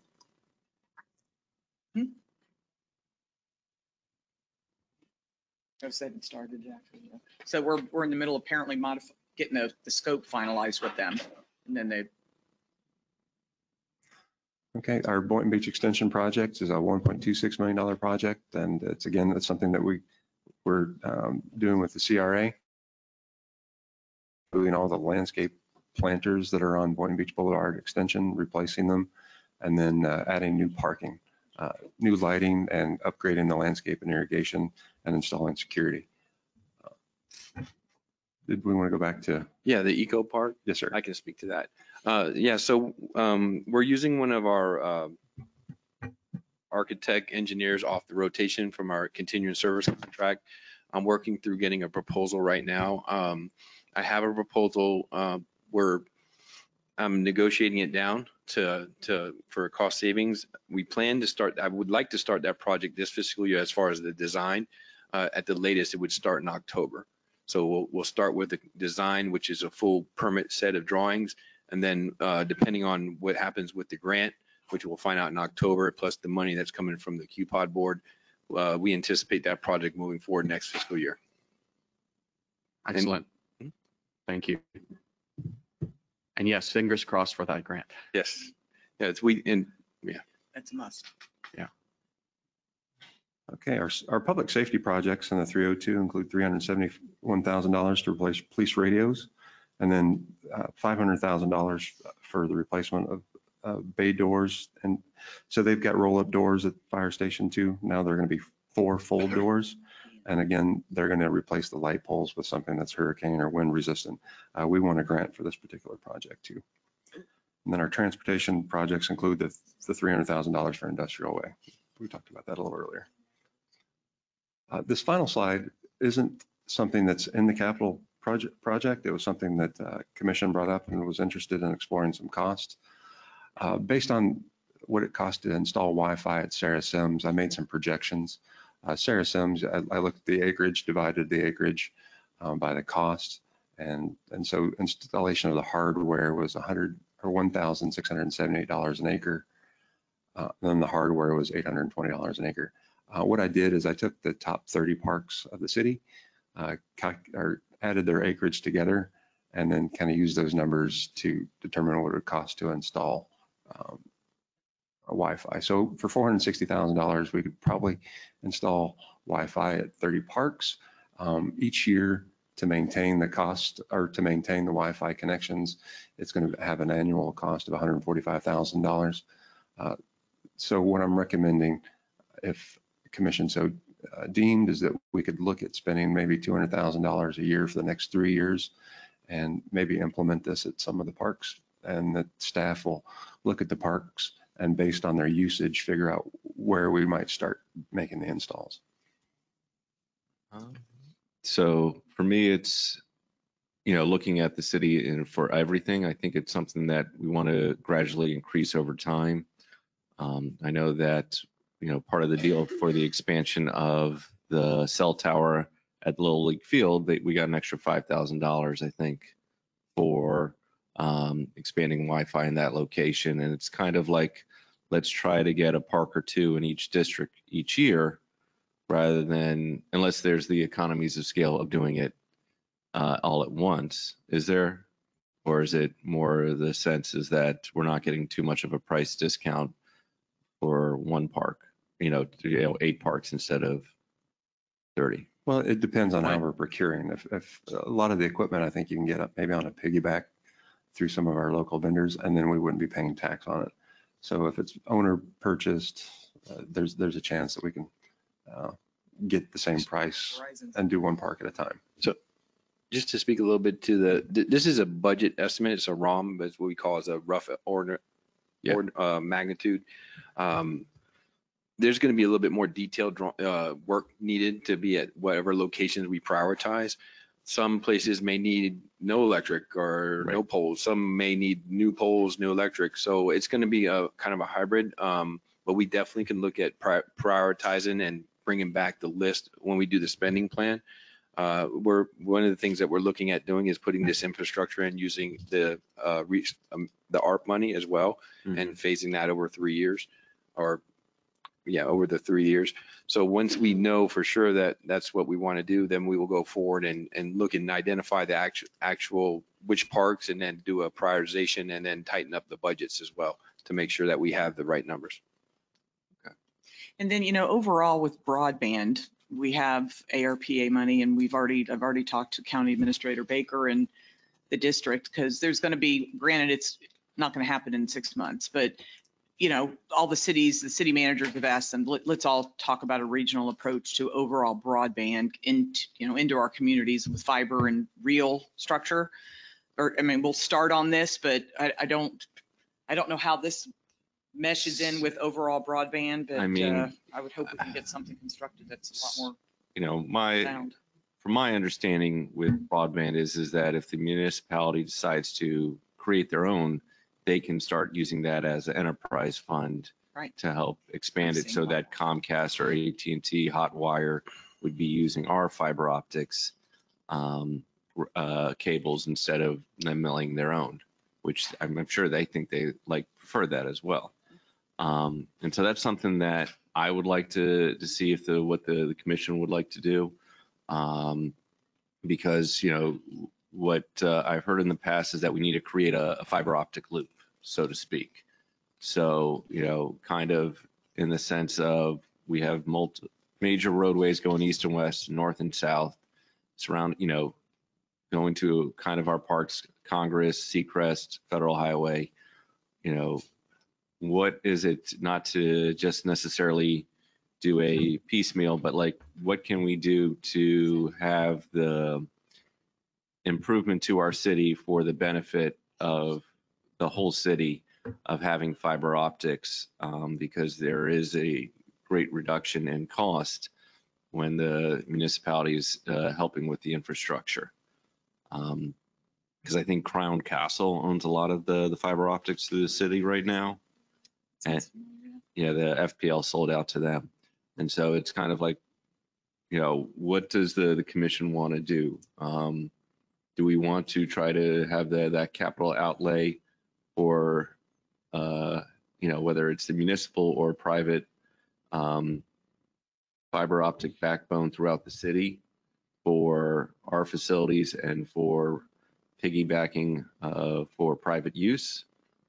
Or do we want to wait for the county's Wi-Fi mesh to come down, or try to create our own Wi-Fi mesh, which is subject to relays? Yes, Commissioner Katz. Personally, I just don't know nearly enough about the options to have a position. And I feel the same way. We need some input from staff as to which one would be most cost effective. Moving down the road, I like the idea of what you're saying, but I just don't have enough information at this time to make a comfortable decision. Yes, Commissioner Pincirga. I'm very intrigued in the idea of a possible citywide fiber optic backbone, if that's the appropriate term to use. So I welcome presentation from staff, what that would look like, and if it can become an enterprise for the city, even better. And so that might be something because of the tie into the Wi-Fi in Parks and Rec, that it would be part of a bond. Well, we have, again, you have the funding in your ARPA, and then we're also going to, if the Infrastructure Act gets pushed through in Congress, that's a $580 billion act, which a lot of money will be dedicated to broadband as well. I think these monies coming down from the feds, the intention is to get access for everybody to internet. It's not a luxury anymore. And that's what, yes, cities are treating broadband as a utility, just like your water, your sewer, and building the infrastructure and however you set that up. But that is the intent, I think, of all this federal money, is to get that access to everybody, because it's a necessity anymore. It's not a luxury. And that's how far we can get with our ARP money. That's why we need to, the county's going to do the school district is, so we need to coordinate with them and then bring in that last mile, as we say, into Boynton Beach with our share of our funding. And hopefully, but it's so early, they haven't even started the conversation. Correct. Barely. Their view last year, I think in September, when they came out to us, was that it would be done by now. And from what I've heard, is that they are at 2 to 3 blocks. Yeah, in fact, I asked Kendra to check in with the district. I haven't had a chance to stop and see what they haven't built. That was the kind of not temporary, but the little mesh network to get to the students for access to Wi-Fi for the school year. And now that they're going back, I think they still want it. They're still building that program. To me, it never made sense to begin with, because the CRA created a Wi-Fi mesh back in 2009, and it's not the way to go. Nope. It is something where you need the hard cables. It's the difference between Wi-Fi and having, connected to the Ethernet. Yeah, I think that was because once a router goes down, you're out of luck, versus the cable, it's less likely to go down. Exactly. And so that's kind of where I understand the comments, and I think that's something that it's to the public, and the fact is that if we have a shovel-ready project, because we put in the infrastructure of this is what we need to do for the fiber optic backbone, it gives us that priority rather than someone saying this is what we would like to do. And so that's kind of providing this commission with the information needed, so of having a fiber optic backbone, not just for the city, mainly for city facilities, but the expansion of that makes it that much easier. Yep. And so I think we have consensus for more information of creating that fiber optic backbone loop within the city. Mayor, Yeah. I just need a little bit of clarification on what you're suggesting. When we say fiber optic backbone, this literally just means the infrastructure component, the cabling, the underground work, and all of that. All right. So does that open the possibility of the city itself creating a internet service? In other words, would this open the possibility where the city could compete with Comcast and not just as a relay mechanism? Again, I'm not sure if I'm using the right terms. So in other words, one option is we're just the backbone, and so companies like Comcast will then use our system to tap into our residents and employees and all of that. Yeah. Alternatively, is there a window where the city itself could create an internet service? Because I have heard where other cities have done this, where they do compete with these large companies and internet speeds dramatically speed up. So I was wondering, like, where were you leaning towards? Is it just infrastructure, they tap into it, or competing service? I would say that at first it would be for the city's facilities and not necessarily in competing. However, as I mentioned, once you have that backbone throughout the city, then we can look to see what is the best interest, whether we partner with another high-speed internet broadband provider, because there are other fiber optic cables that we may need to partner with them already, rather than trying to double up. Sure. Having an AT&T line versus a Verizon line right next to each other back in the day. Right. Okay, great. Well, I'm looking forward to the info. And I did have a question regarding the Mangroves Park that is now owned by St. Mark's. Do we have how are we speaking with them to remove that aging bridge, or they are just going to accept the liability and try to close it off?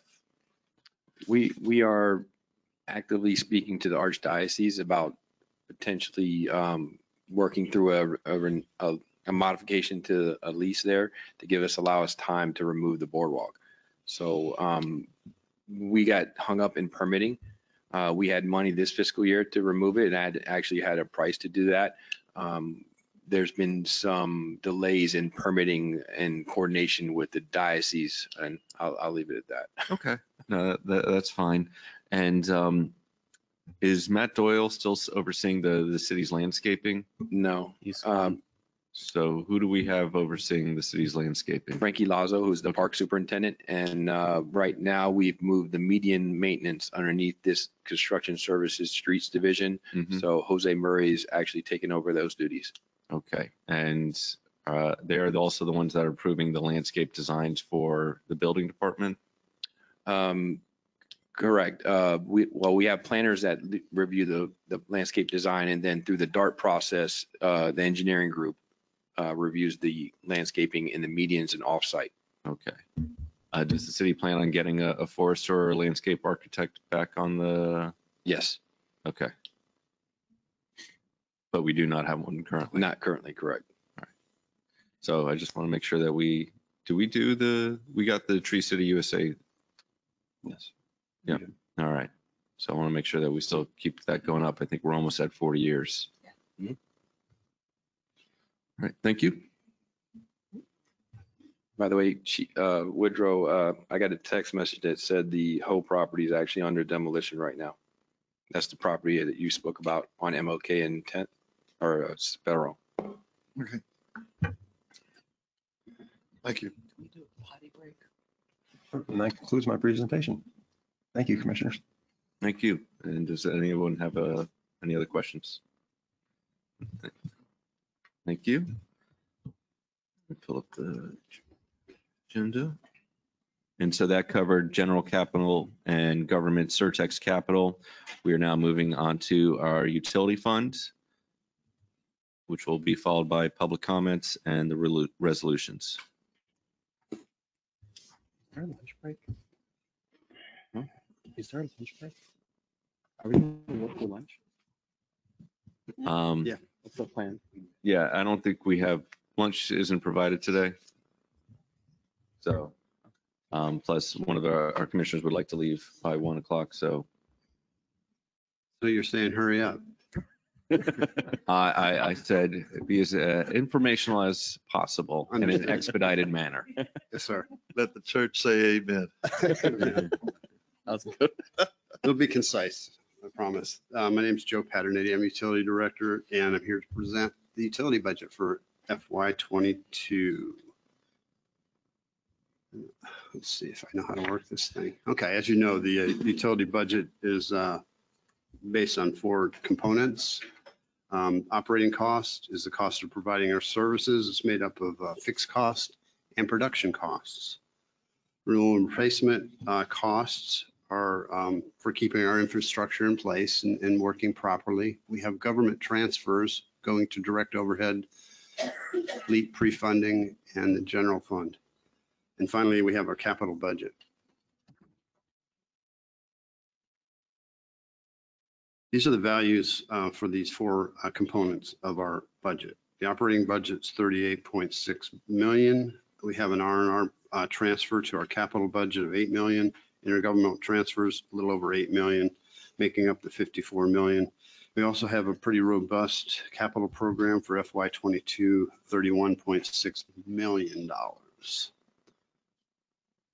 Revenue, we're projecting 51.6 million with a over $3 million fund balance to balance the budget. Revenue drivers are basically water sales, wastewater services, and expansion of our utilities.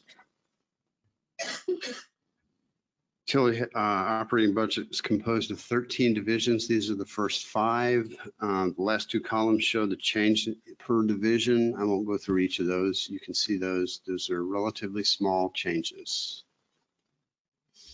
The total budget for FY22 shows an increase of $2.472 million or 4.73%.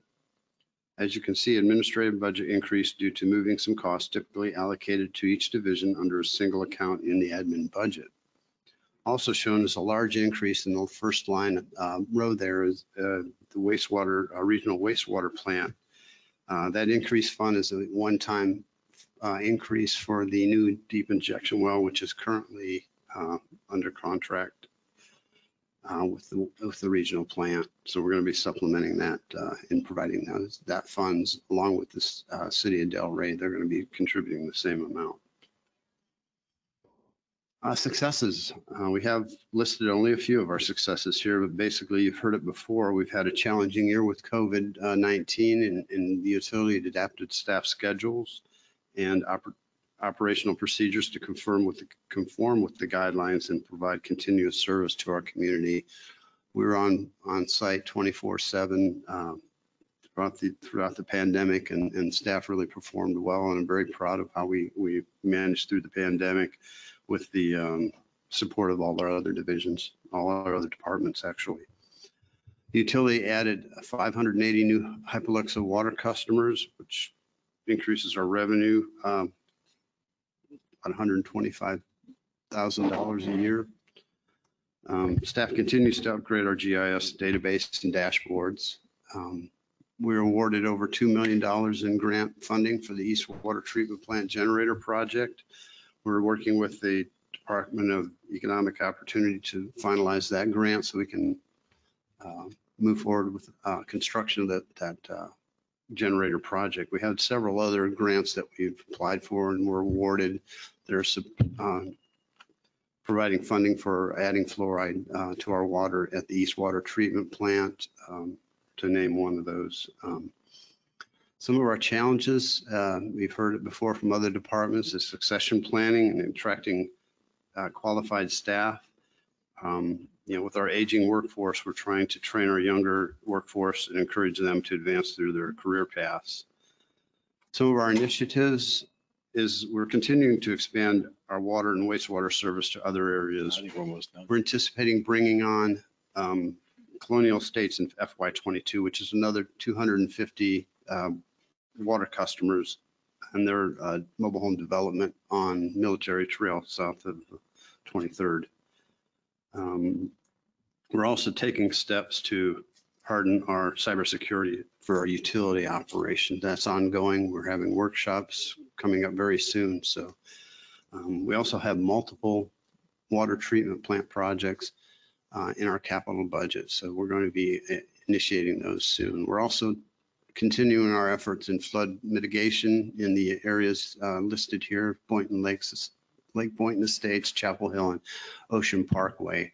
Staff has made tremendous efforts in putting in exfiltration trenches and handling stormwater in that area. We're also following up with our friends at the Florida Department of Transportation on the drainage ditch along I-95, which serves the Lake Boynton area as well. So we're hopefully making progress with them, and we should hear back from them by the end of the month. We identify capital projects based on system capacity, infrastructure upgrades, required infrastructure condition, replacing aging infrastructure, and regulatory requirements.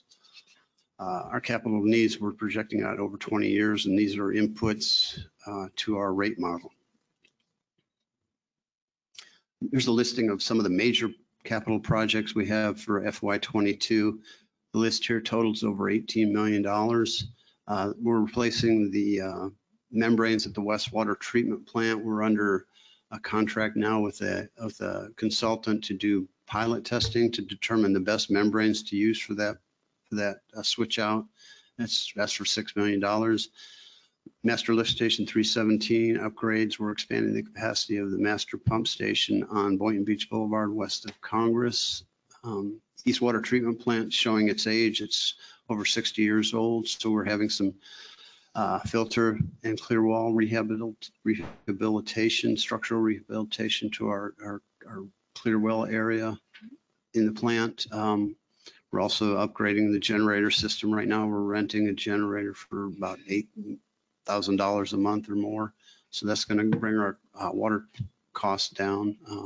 Silverwood is a force main improvement project along Hypoluxo Boulevard and down Lawrence Road to serve the western service area in the Silverwood area. There's a lot of development out there.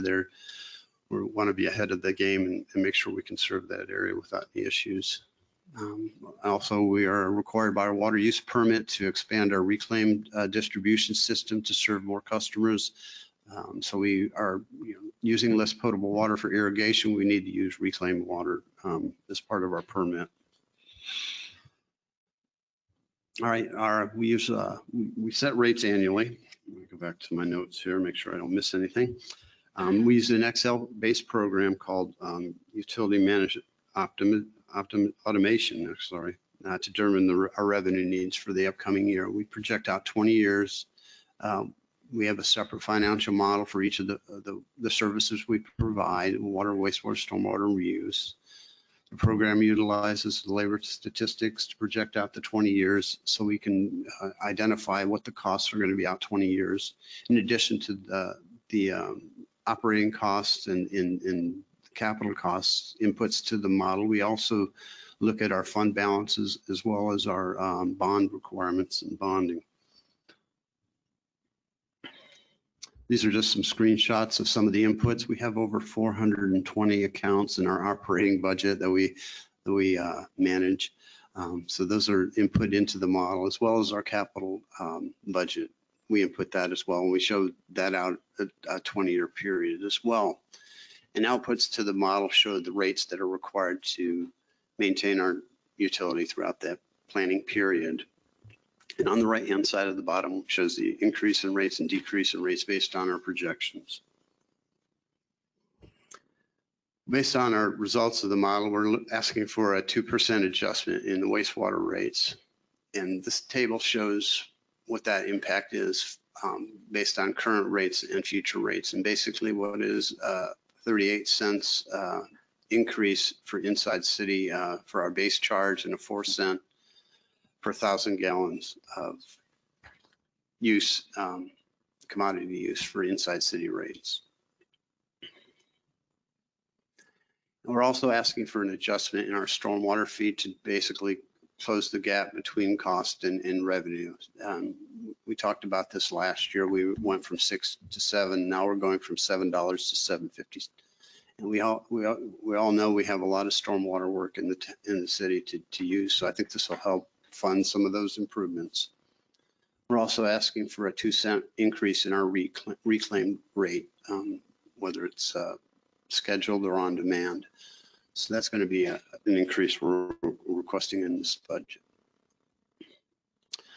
This is typical water bills, shown current rate and proposed rate for a single family using 3,000 gallons of water per month. Their bill will increase by $1, and that includes a 50-cent increase in the stormwater fee. Also shown on this table are multifamily units as well as commercial units and industrial hospital at the bottom of the page, and shows what the increase in the wastewater and the stormwater fee will show up in their typical bills. Can you go back? Sorry. Okay. This shows inside city limits and outside city limits. I was looking at the last row in each column, and I wanted to read what the customer type was, and so they're different. Right. Yeah. So one's 3.6 million, one is 166,000. Yes. Yeah. Okay. That's why there's a difference in price. This slide shows how our rates stack up with 17 other utility providers in South Florida. So it shows that for all those 17 providers, the average utility rate is over $100 a month for 10,000 gallons of water use. Ours is roughly $77. So we're right in the lower end of the graph there. So I think we're still in a competitive position for our utility rates, while still maintaining the sustainability of our utility. Joe, Yes. so that slide, Yes. when you compare us to other cities, the assumption is that we're using this, yeah, I see it there now, using the same amount of gallons. All right, 10,000 gallons, correct. I mean, these variations are quite large. What would you say is the reason for? I think we manage our utility a lot better than these other. Good answer. Okay. Good answer. Thank you, sir. Joe, what's the asterisk next to the first two municipalities? I feel like that's been explained before in previous Yeah. years, but. Boca Raton has such a low rate, but they subsidize their utility with their ad valorem tax, Okay.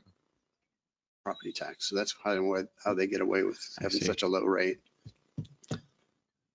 It And just then- costs more to live there, so they get a break on their water bill. I mean, the property values are higher. Exactly. Same thing. They do have a less millage. So I know that in the past I've been speaking about expanding the water district. For example, our neighbors to the northeast, Manalapan, is that still in the works, or they're saying we're willing to pay that higher price? We haven't followed up with them yet. I think we're going to give them a year or so to chew on it. They stopped it. We were ready Okay. to buy the utility, and then at the last minute, the commission felt that it wasn't a good decision for whatever reason. They had consulted with somebody else because we had done a joint study, Manalapan in the town, in the city. So we did move forward with acquiring the rest of Manalapan's Hypoluxo customers. So we now have all of. Right, correct. Yep. So they're on their own. So or soon, when you look at that they might be coming back to chat with us. All right. And then I guess the other thing is the unincorporated properties that are still on septic and sewer that are adjacent to the city or that are in our water district. Manalapan's on septic, Ocean Ridge is on septic. And a lot of pockets in the city are still in our service area. And it would be basically the state would have to file legislation getting them off septic, because they're on Barrier Island, At some which would point make, that'll happen, yeah. and then we would be the utility. Correct. For Ocean Ridge, yeah. And then also and so then that also applies to unincorporated areas that, if they're within so close to a body of water or a canal, that the state legislature would have to allow for annexations or increased costs to them. And again, a lot of funding is going to be available for communities to be able to avail themselves to get this septic to sewer. I think the state and the feds now are going to encourage that. Here's some funding to get it done. And then I think if you don't, we're going to be seeing in the future, there's going to be you've got 5 years and you're not allowed to have septic tank anymore. So figure it out, but opportunities funding wise. My position is to go out and speak to the Nichols Boulevard homeowners, because if this commission has decided not to sell the city's land there, it does not mean that the next commission won't. And so if there's something that we can do to negotiate, bringing that city land into the city of Boynton Beach, and then being able to preserve it, that's something that I'd like to do if the commission is so inclined. Yes.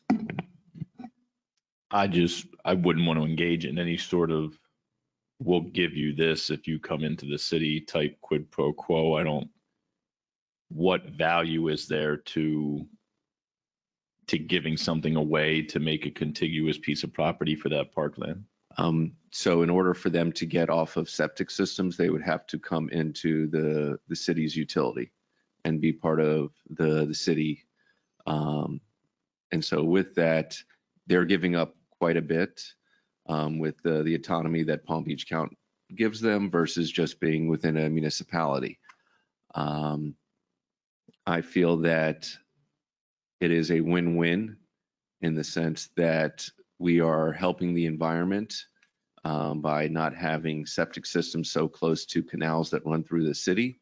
And the fact that we are offering not only being able to preserve the city's forest as a forest, but also being able to use the funds that are available now, which may not be available in the future, to convert their septic to sewer is something that, we can, it doesn't hurt to ask, I think.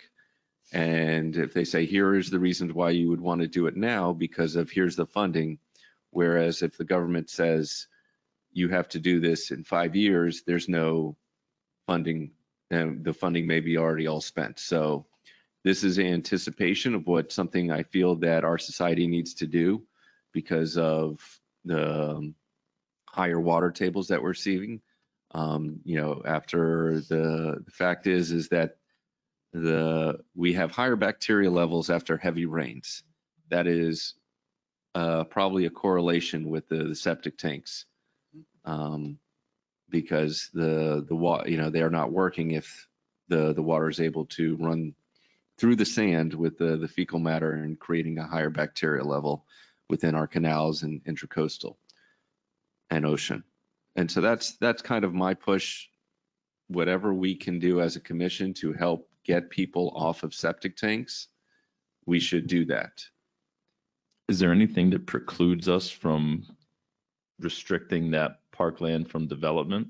Like, is there any covenants or? No. So the two would be distinct issues. It wouldn't necessarily, we don't have to do one to do the other, would we? Absolutely not. But it's something that we as a commission can put a preclusion on it, whereas the next commission may want to sell it for affordable or workforce housing, and then us not selling it doesn't matter.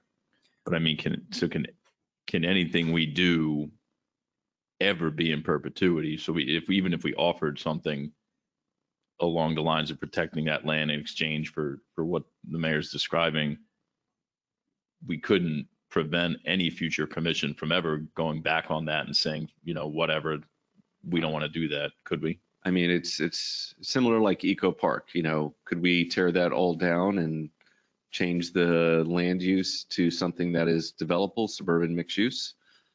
We could do some of it there. And so that's kind of where, if you have the infrastructure in place as a forested area, kind of like a scrub, the county's not getting rid of their scrubs to put development there. And so it's kind of like it would have to go through a lot more hearings. And that's kind of my thought process is that, if we really wanted to do it, we would have to change our charter, which requires the voters or the residents to sign off on us selling parkland or forested area for development. And that would be one of the ways similar to what Delray Beach did with their 54-foot height limit. They changed the charter. So, government, we do have certain things in our disposal to prevent future commissions from doing things or making it harder for them to do things without public sentiment. And that's kind of where I feel it's in the best interest of our residents to do what we can to get our neighbors off of septic tanks. So this would, I guess, go also to Ocean Ridge and Manalapan to see what we can do to help get them off of septic tanks, because I think they realize that they're under a crunch to get rid of them as well. And I think that might be a point that I'd make, is that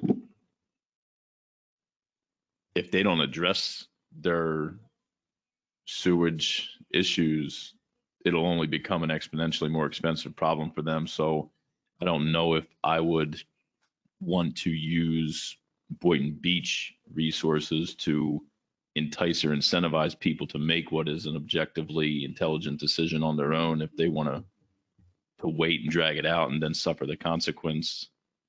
Like I have no problem linking them up, but I don't like the idea of our residents paying for it, or for resources that would go to our residents hypothetically going to them. I think that's their responsibility to own up to the fact that they have a looming disaster, whether it's 5 or 10 years down the line.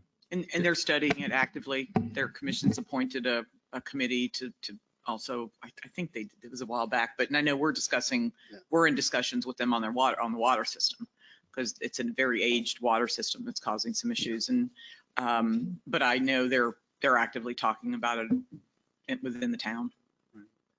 And then the pocket that the mayor is referring to behind the mall and Nichols Road, the residents were pretty in favor of doing the transition to city utilities, but the cost was prohibitive for them. So we went through the process and did the estimate, and we would have to assess each of the properties for that expansion of our system. So they didn't really like the dollar figure that's. However, we could, if it, that's identified as an annexation area. So if we were to then take a step beyond just water service agreement and potentially use future grant funding to help augment the expenses to put the system in, but they need to annex in, we can conceivably, I wouldn't say it'll be at no cost, but if we can, really use grant money to make it a lot more feasible for them to then annex in. Yeah, there's county, state, and federal money. I believe that is available. Definitely. And the cost to the residents is the septic systems go through our city. The way the canals work is that it starts in Lake Okeechobee and goes to the ocean. It doesn't normally go in reverse. So these are areas to the west of the city that, I would like it that our freshwater systems are swimmable. And one of the ways to get that is to not have septic systems along our freshwater systems. Yeah, technically you can swim in those.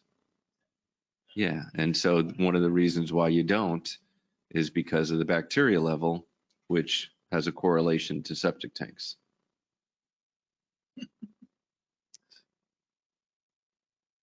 All right. Speaking of canals. All right.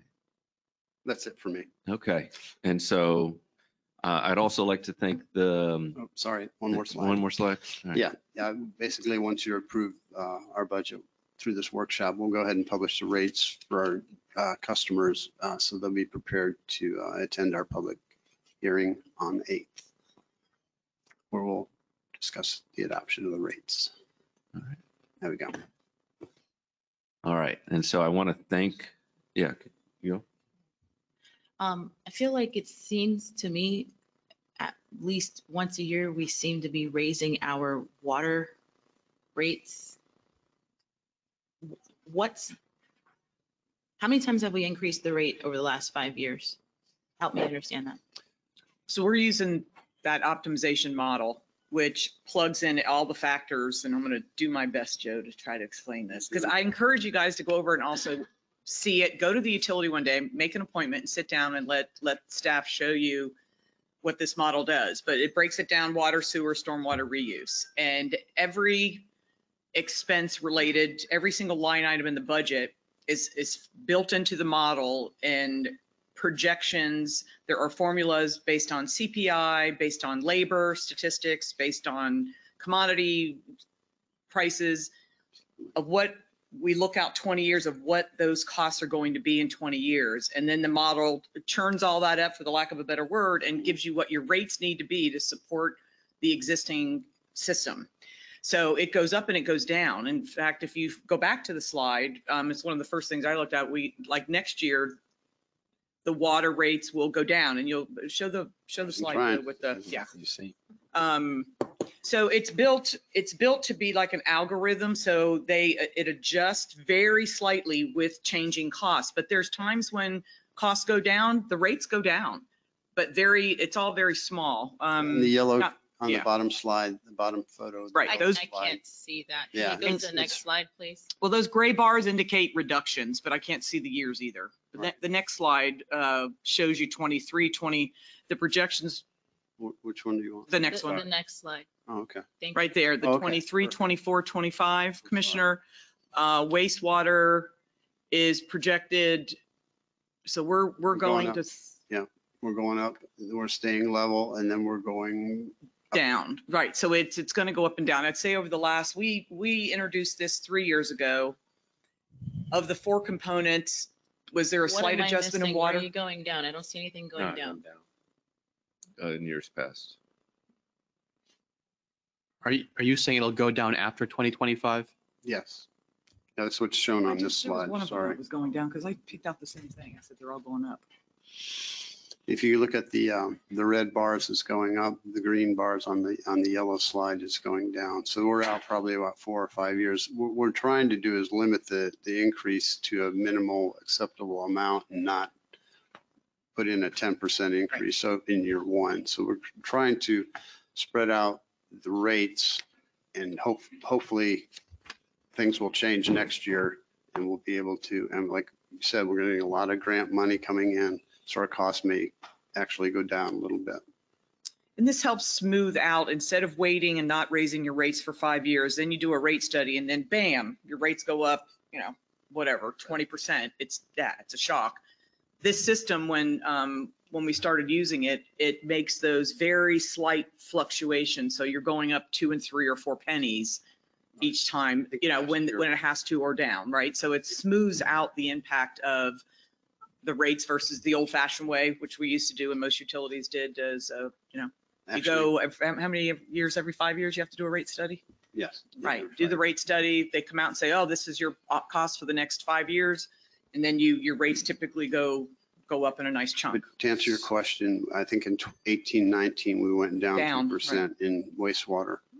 So it does make those adjustments based on the input we give the model. Okay, I'm not remembering that, so I'd like a report brought back of what we've done in the last 5 years, because I remember that over the last few years, I feel like every year we've had to approve some type of rate increase, and I don't know, I want to see some type of Right, graphic we can that present the shows whole what we've model. done Yeah. over Yeah, the I last few guess years. the 4 costs, Sorry? you said potable water, wastewater, stormwater, And reuse. and reuse. Right, like, so stormwater is terribly underfunded, well, terribly, but underfunded. And so you're going to see those rates probably going up over the years because it never has been properly subsidized from, the city never charged a stormwater fee for a while.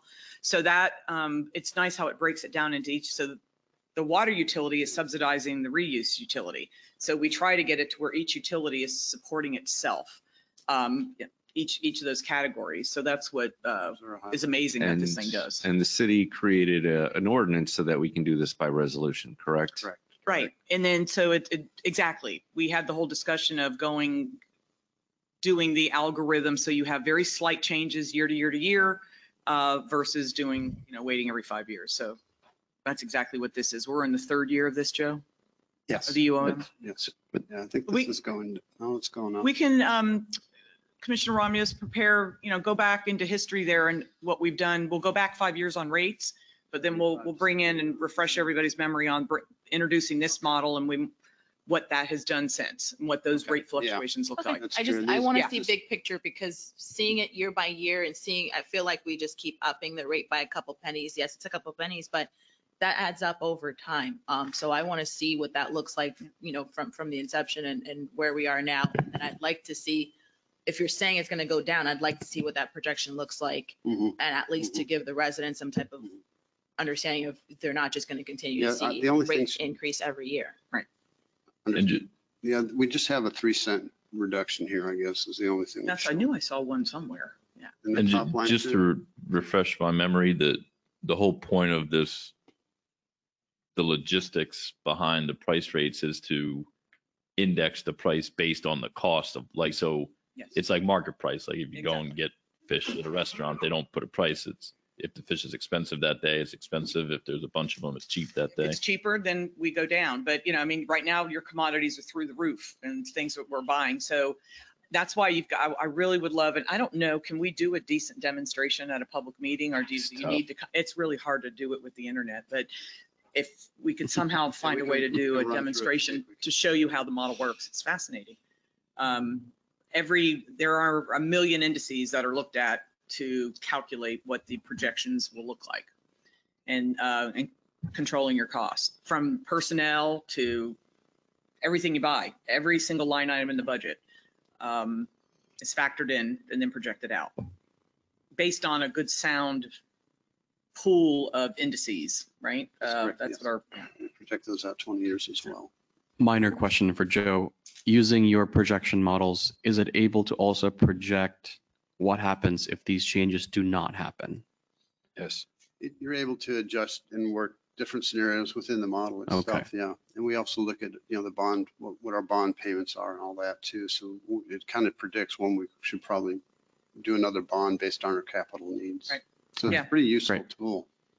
Yeah, and it goes out 20 It's not an years. all in all, but it's a useful tool that we use. Very useful. Well, I look forward to for the information. Thank you, Commissioner Romulus, for bringing that up. Right, and my last question, when we're talking about software and machines, not that I don't trust them, because naturally they're just a basic part of our lives at this point, but what fail safes or what tests are we doing to make sure that this machine that we seem to be so reliant on to determine our rates, that there's actually a backup or a check up? Or do you understand what my question is? Like, are we running scenarios that allow for it to calibrate it properly to make sure that it's actually giving us the right rates all the time? We have a consultant that helps us with that. Okay. Yeah, that actually has built the model, and I'm continually asking questions. What if this? What if that?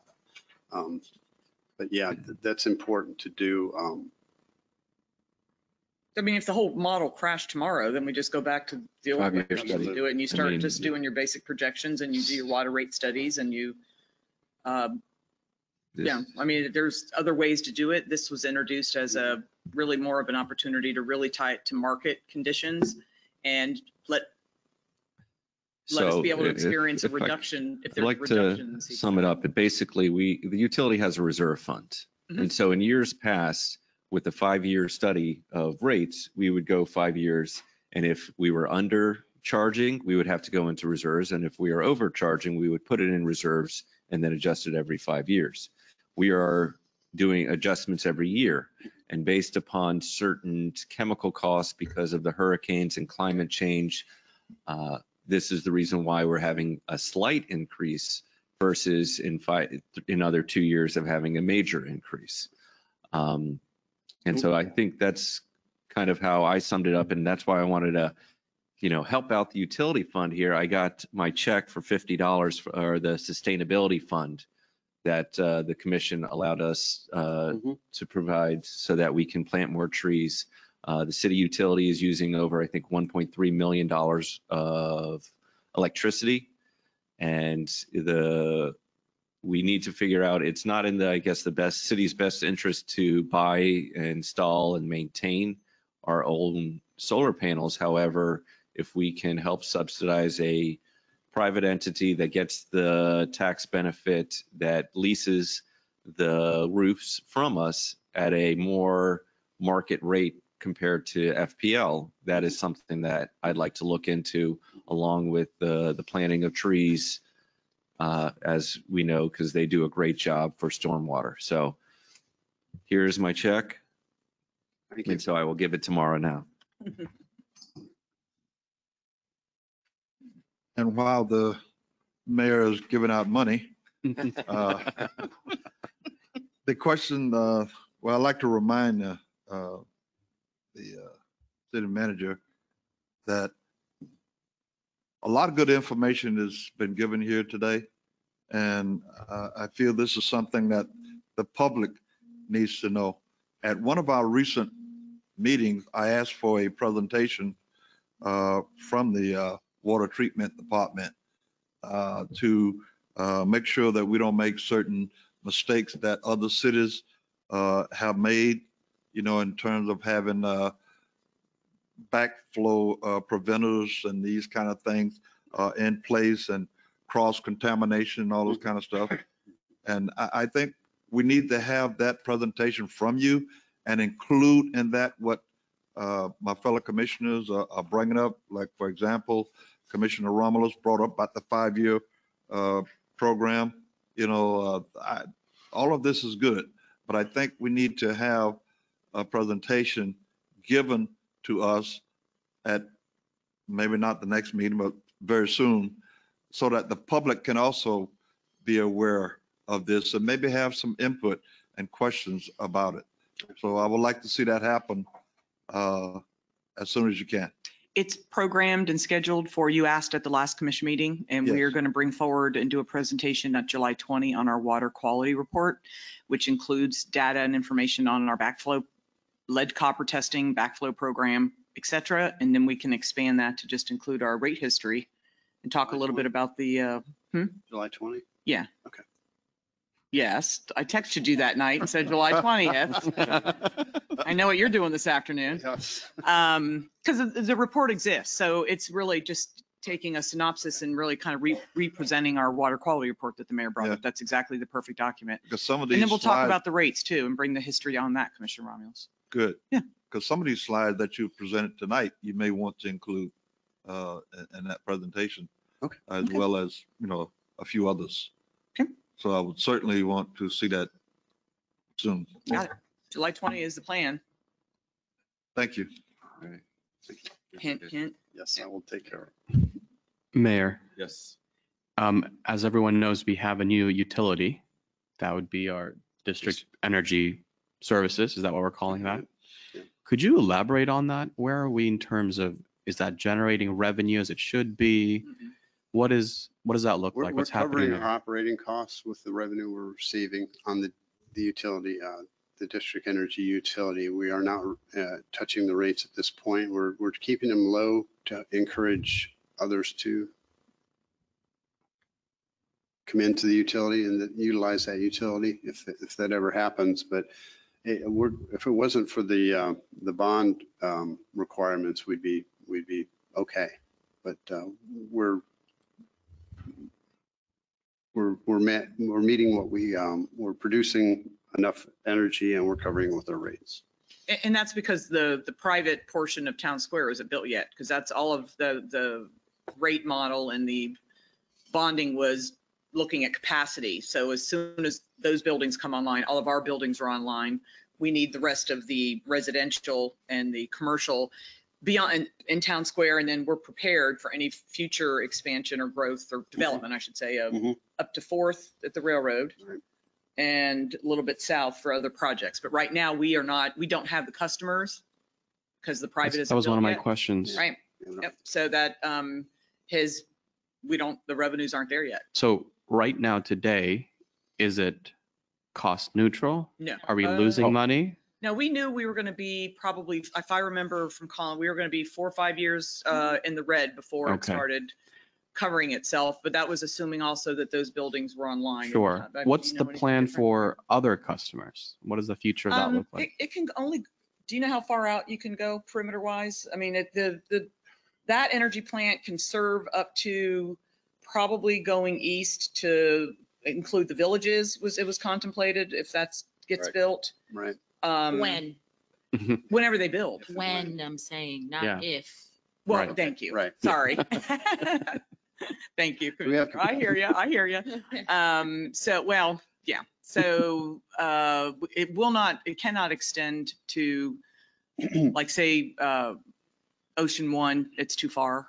So it covers basically the Town Square district and a little bit of the outside perimeter. Needs to be larger, like residential buildings. I mean, you don't use it to plug into a 7-Eleven or something. It doesn't save them the money, but it's for multiple units. Yeah, the infrastructure was built based on the build out of Town Square plus the a multi-family development, like you mentioned as well. So that capacity, that infrastructure is in place. It's just not being utilized right now because we don't have the demand. Right. So So when they're built, we're ready, but that's. it's a good investment. It just hasn't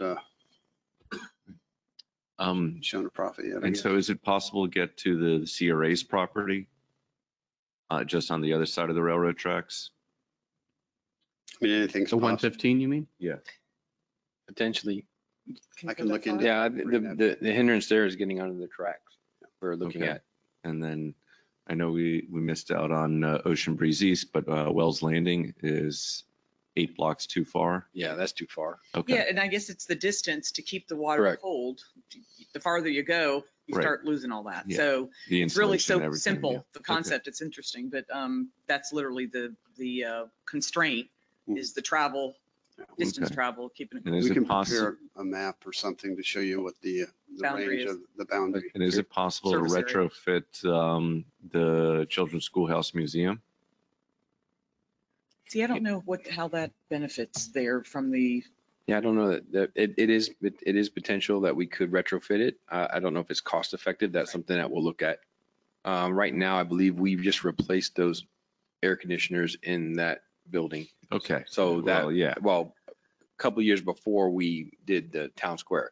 So Yeah. the air handler was replaced and the condensing units were just recently replaced in the last 2 or 3 years. Okay. So it'll probably be more at the end of the life cycle that we'd look at that. Right. No, I remember there was plenty of air conditioning units that we had to replace in 2016 and 17. Yeah. So, and the cultural center's on it, right? Yes. Yeah, cultural center's on the chilled water. City Cultural Hall. center, the fire station. and- Fire, And the right. city hall.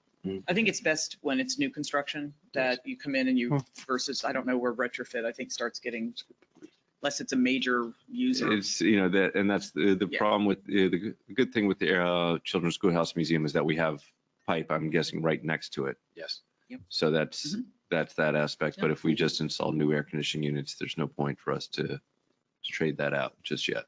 So in addition to what he's mentioned, bringing back more information on those possibilities, could you bring back financial projections of where this utility will be with or without Town Square being completely built out for the next 3-5 years? Mhm. What is the worst case scenario going to look like, and how much are we hemorrhaging as a result of that? We do, as you mentioned, we have limited new customer possibility. So yeah, I'm very much interested in what the mayor mentioned as well. Well, we'll come back with that analysis for you, the boundary analysis. boundary as well. And then we're not going to look in children's schoolhouse because that was just done. What else, was there something else? I missed? That was it from my end, and what he said. The question would be the Oh, churches. 115, if it can make it to. Yeah, 115. And, the question is speaking to the churches that are there. So, I guess getting a little bit more information on the retrofit and letting because they are the big buildings. First Methodist, First Baptist, see if they're a possibility of entering the district energy plan. Would it be too far of a stretch to consider 500 Ocean? Yeah, they're already built They- out. You need to build it when you build That it. would not, this is not something that could be a replacement for, it would be, It can. Well, Orange County, we modeled a lot of our. because if we're competitive, I mean, We modeled our district energy plan a lot on what Orange County did. They have similar plants in Orlando. They do attract customers, but it's more, again, it goes back to the life cycle. So for instance, 500 Ocean, when they're at the end of their life cycle, that's the opportune time for them to do the retrofit. So that Got might it. be 15, 20 years down the road, got it. depending on whether we have the capacity.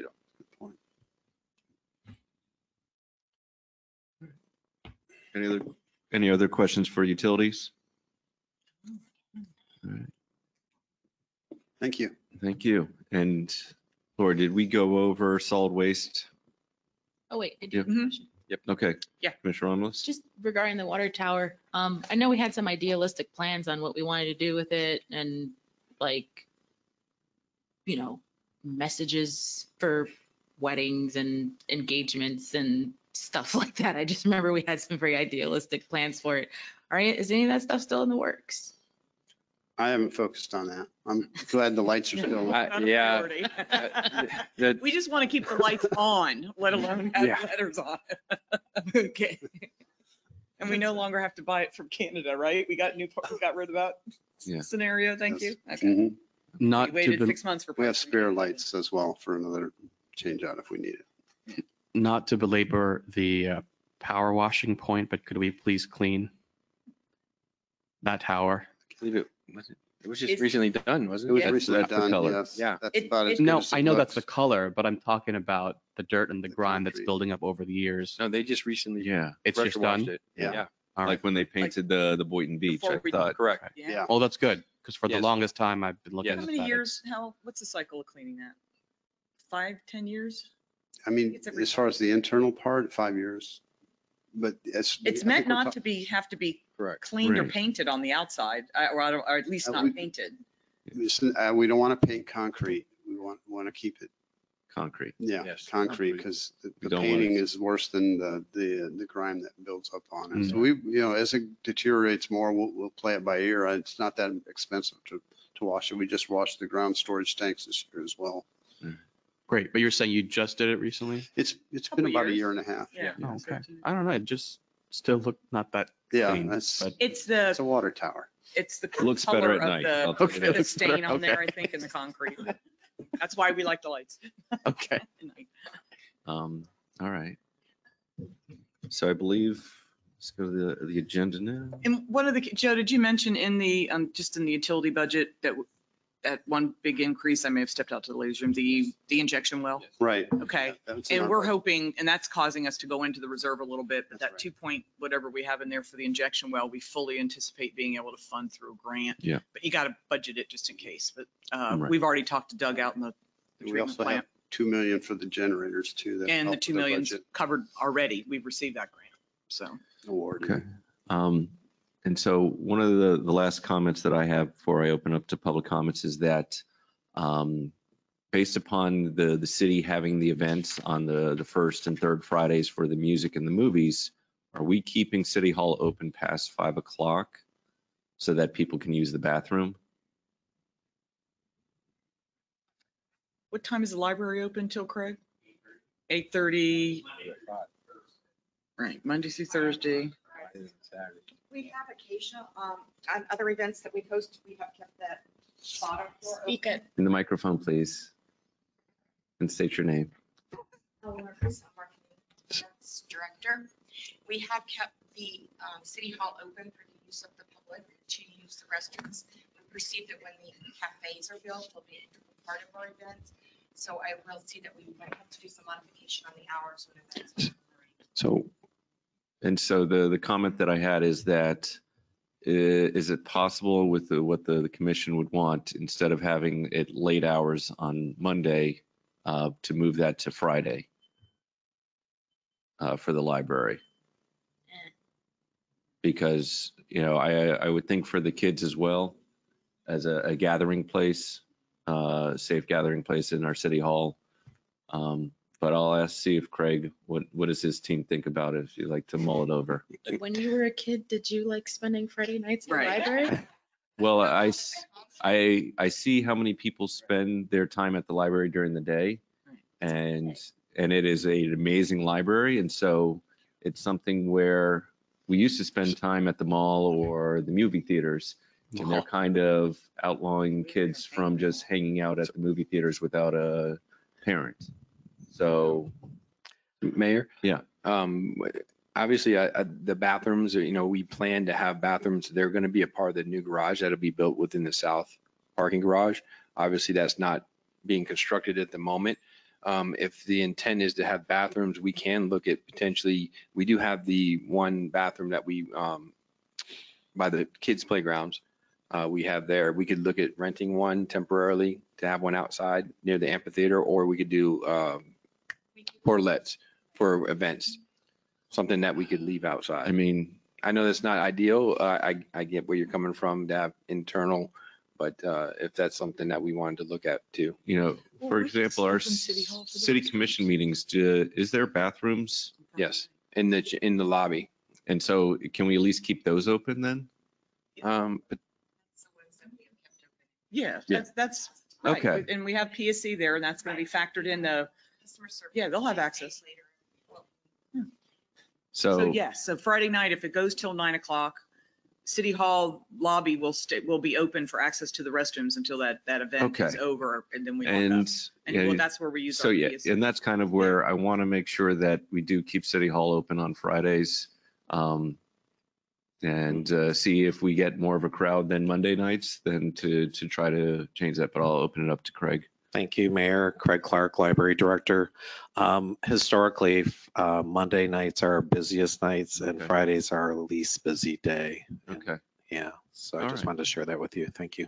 thank I'm you. fine with leaving the lobby open and accessible, but as Craig accurately mentioned, I don't think kids or anybody really wants to frequent the library on a Friday night. I mean, I did play with the Magic Leap augmented goggles and the virtual Oculus. reality and the maker space that they have there. We might see a different change of the library because of all the technology that they have. And if we start offering beer and wine. Yes. So, That's you, Lori. okay. So that was my Don't last mind that comment. license if I do. Does the commission have any other further comments before I open up to the final public comments? All right, seeing none. Alan, does anyone have their hand raised or asking a question regarding the budget so far? Hello, Mayor Grant. This is Alan. I do not see any questions at this time in the GoToWebinar queue, and there are no hands raised either at this time, but I'll continue monitoring. Okay. So Jim, I'll have you read the resolutions. Would you please start with R 21-075? Oh, Debbie, you have comments? Yeah. I'm sorry. Jim, can you hold off? Sure.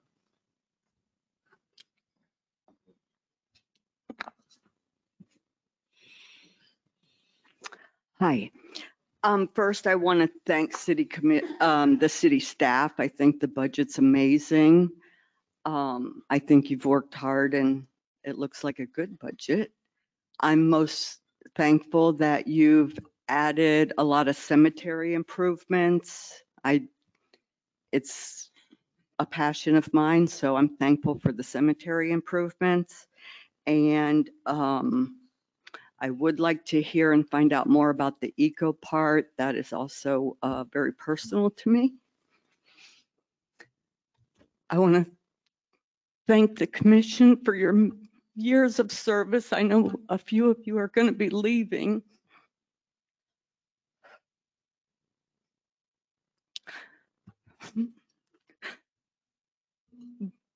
But I thank you for your service and for your dedication to the city and for the work that you're doing within the community. Thank you for the Tree USA. Palm Beach Leisureville is currently looking into the city's canopy project, and we may be helping the city out in that way.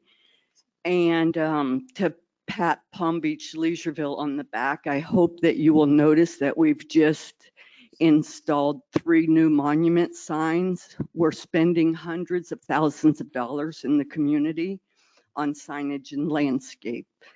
So we're partnering with the city to revitalize and help. So thank you. Thank you. Mayor, would you please state the speaker's name for the record? We were all going to get up and give her a hug, Oh. but thank you, Commissioner Romulus. And so, and Debbie, you forgot to state your name. Debbie the- Lytle. Palm Beach Leisureville. The clerk's got it. She was from last night as well. Yep. Is there anyone else from the audience that would like to speak? I never knew we meant that much to people.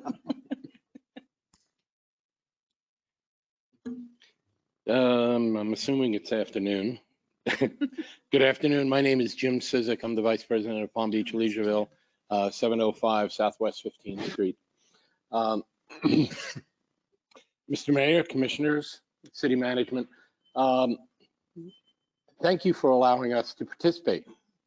I learned a lot during this process. And I was very taken by the competency and the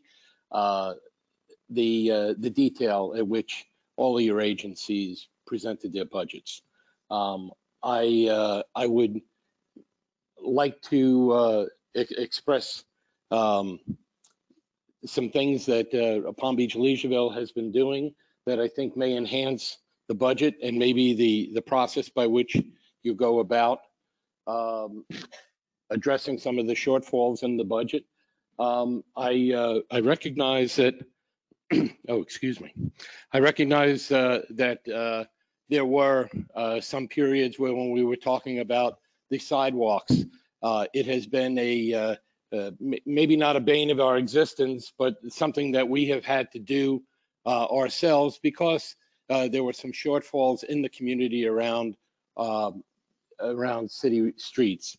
Palm Beach Leisureville has taken the initiative to clean them with an open opportunity, maybe to the commission to have other associations, other housing areas take the responsibility of cleaning the public sidewalks and maybe affording as a partner with that opportunity, maybe offering some credits to those communities that can do that, which eases some of the burden the burden cost that you would otherwise have had to utilize to clean the streets. So again, I would ask for some consideration on some credits. And the only other thing I would mention, as Debbie highlighted, we're very much encouraged by the sustainability program, Tree City USA concept. Palm Beach Leisureville is right in the middle right now of trying to put together a very detailed 173 tree proposal in our swales. But unfortunately, although I love the idea of trees, I'm taken by the fact that the program is limited to the swales. We have numerous homeowners that love the idea, would be very much encouraged by increasing that tree opportunity to their private homes. If we could extend to them maybe some relief on permitting planting fees and things like that. If that is an opportunity that is worthy of discussion, I would love to leave that on the table for you. I don't think there is any permitting or planting fees. Not on private property. So I think it's dealing with your homeowners association or condo owners association, what is allowed for the trees. Okay. So I plant plenty of trees in my backyard without the city knowing. So. Well, and there's no doubt in my mind you did it without the city knowing. Preempted us from even being able to regulate, I don't know. Single family. Yeah, Right, single your front family yard, period. your We backyard. never have. I appreciate that greatly because we were of the impression that there are permitting fees associated with any aspect of the planting. So what he's mentioning is the pilot program that we're doing with Rebecca and yes. So what we've done is typically the types of trees that we're putting into the swale we would not allow. Obviously there's lots of problems with roots which cause upheaving of the sidewalks. So what we're doing is a pilot project in Palm Beach Leisureville, and if you take an airplane or a high level view of Leisureville, you'll look at that all white roofs. There's very little trees in that community. Yes. So they were having a problem siting trees on private land. So we're working on it with within the right of way to help shade the sidewalks and that. So we've done is issued a revocable permit through the right-of-way permitting, which there was a fee which we waived for that particular project. So if it's not on the right-of-way or correct, anyone can plant correct whatever they like. Any private property on your single-family residence, you can plant trees. Not a problem. Thank you very much for your time. Thank you for making Boynton Beach greener. Alan, is there anyone online who has their hand raised? Mayor Grant, there are no questions in the queue and no hands raised at this time. All right. Well, I'd like to thank staff for the presentations that we received. And Jim? Resolution R21075, a resolution of the city of Boynton Beach, Florida, adopting a proposed municipal millage rate for the general operating budget proposed for fiscal year 2021-2022, stating a rollback rate and setting forth the date, time, and place of the first public hearing, providing for an effective date. The announcement with respect to the millage rate is proposed millage rate is 7.9000. That's been computed for the fiscal year 2021-22, and the rollback rate is 7.6365.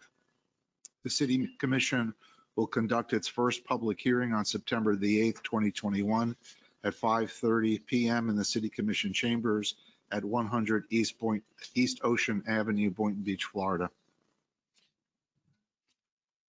And so based upon our conversations earlier from yesterday, Jim, we can amend it to 7.89. You could do an amendment. Anything that goes down cannot go back up. Okay. Motion to, what's the word? Amend. Motion to, thank you. Motion to amend our millage rate to 7.89.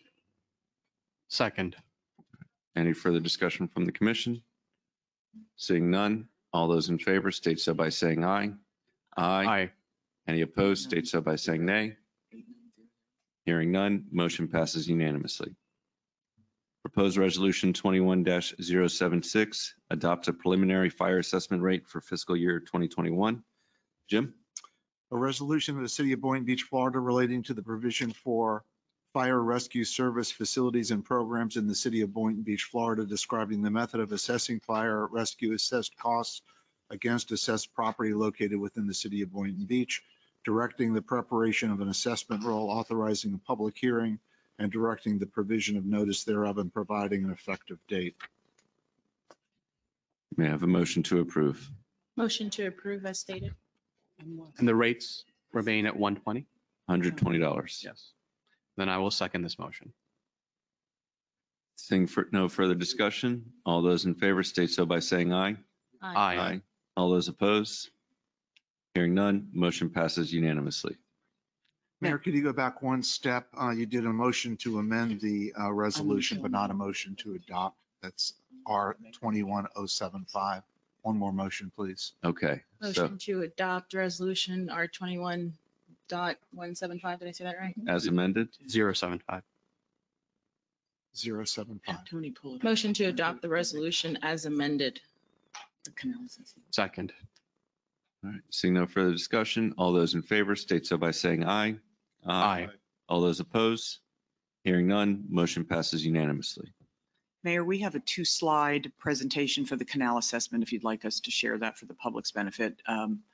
If not, I know you all are familiar with it, but those in the public may not be. Let us know. Commissioner Romulus? My requests are simply some of the information that I had asked for yesterday that I haven't seen yet. Are those going to be sent to me? Are those going to be presented quickly before we? So let's hear Email? Do you have it with you? Because I thought we were just going to email it. Oh, you mean for? I asked for a chart. demographic breakdown of the new hirees at PD. I asked for an org chart of the FD. Via email. You will all receive that before we close today or after. Okay. Excuse me. All right. Now, this is in regards to the canal in your district. I'm sorry, what about it? Do we have want to just have a couple slides on it if you wanted to see what the rates are going to look like and the boundaries of it and so forth. Are the residents all in agreement with the rates? I believe so. we did Done all the some letters. type of survey or something, didn't we? And everybody was in agreement? I'd like to take a look at the boundaries, though. Yeah, it's just two or three slides. Yes, go for it. Hello again, Joe Patterson, Utility Director. This is the area within the city limits that the residents have overwhelmingly requested that the city take over maintenance of these private canals. The canal on the left is the Lakeshore Haven Canal with 37 properties. The 4 Lake Eden canals on the right have 66 properties that will be assessed. The services include monthly spraying to control algae and aquatic weeds, It does not include any dredging or mechanical removal of floating vegetation. The benefits to the property owners are listed here, and they improve appearance and health of the water body. It allows vessel movement, ease of vessel movement, and as well as better flow of the water in the canals. This is the cost of the assessment to each property. The city will assess the contractor's costs based on a linear footage of frontage of each property. The last column in the table shows the linear footage cost for the 37 properties would be 50 cents per linear foot. The Lake Eden is 67 properties, $1.05 per linear foot. The difference in the cost is based on the labor cost. It's a little bit more difficult to go in and out of the 4 canals, and it takes a little bit longer time to set up the equipment for that. And that's why there's a difference in cost, but the linear cost is relatively small compared to the administrative cost for the first year is $20.66 per lot. And that incorporates the public notice, the billing. We're going to be billing this. We missed the deadline to go on the tax assessment for this year. So we're going to be sending out invoices once this is adopted in October for the whole year for each property. So And then the following year, they'll be added to their tax. that's correct. Got it. That pretty much summarizes the presentation. Yeah. Could I just add the following? It's not as though the deadline was just missed. To get on the tax roll, it has to be adopted before January the 1st. So we're well past that. And the concept of the city taking over the maintenance of these canals is premised on the commission's finding as contained in the resolution that doing so will allow or will prevent the canals from becoming clogged with vegetation. It allows for vessel movement. It eliminates obstructions for the free flow of stormwater runoff, and it reduces health and safety risks associated with the proliferation of the unwanted invasive aquatic vegetation. So those are the public findings that the commission is making that justify taking over maintenance of these canals. I have a question. So I understand the purpose of this and what it's being used for.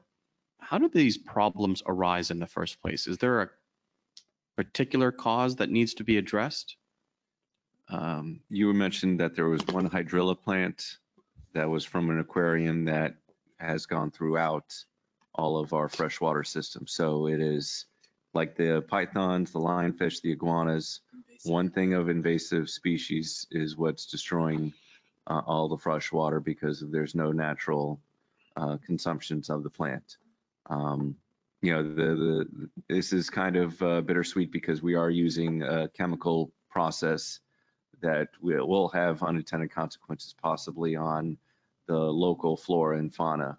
But this is something that, or unless I'm mistaken, Nobody's 100% sure. Yeah, most herbicides don't necessarily, unless they're genetically modified plants like our soy and corn in this country, they don't necessarily survive most herbicides. So this is something that I think we also would need to help plan to save and maintain local flora and fauna as well, to hopefully try to outcompete the invasive species. But that's another cost at another time.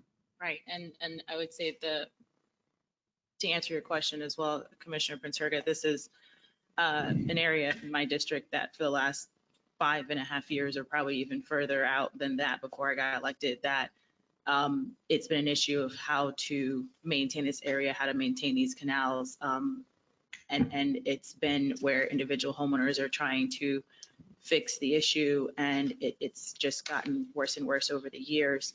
And this is why my first question was, is every resident on board with this? There was a survey that was done. Each resident had the opportunity to opt in, and a majority of them did because they elected to be self-assessed in order to get this done, because it was causing deterioration to their properties, to their values, their waterfront homes, and it's been an issue. So this is something that I know that they'll be happy to hear, and I'm glad that at nearly almost 6 months, this is an example of watching government. It's like watching paint dry, because it took over 5.5 years for this to get done. We went about it multiple ways, even going to as far as trying to get the county to assist us. And at the end, you know, almost when we thought we were at the finish line, they did an about face and told us they couldn't.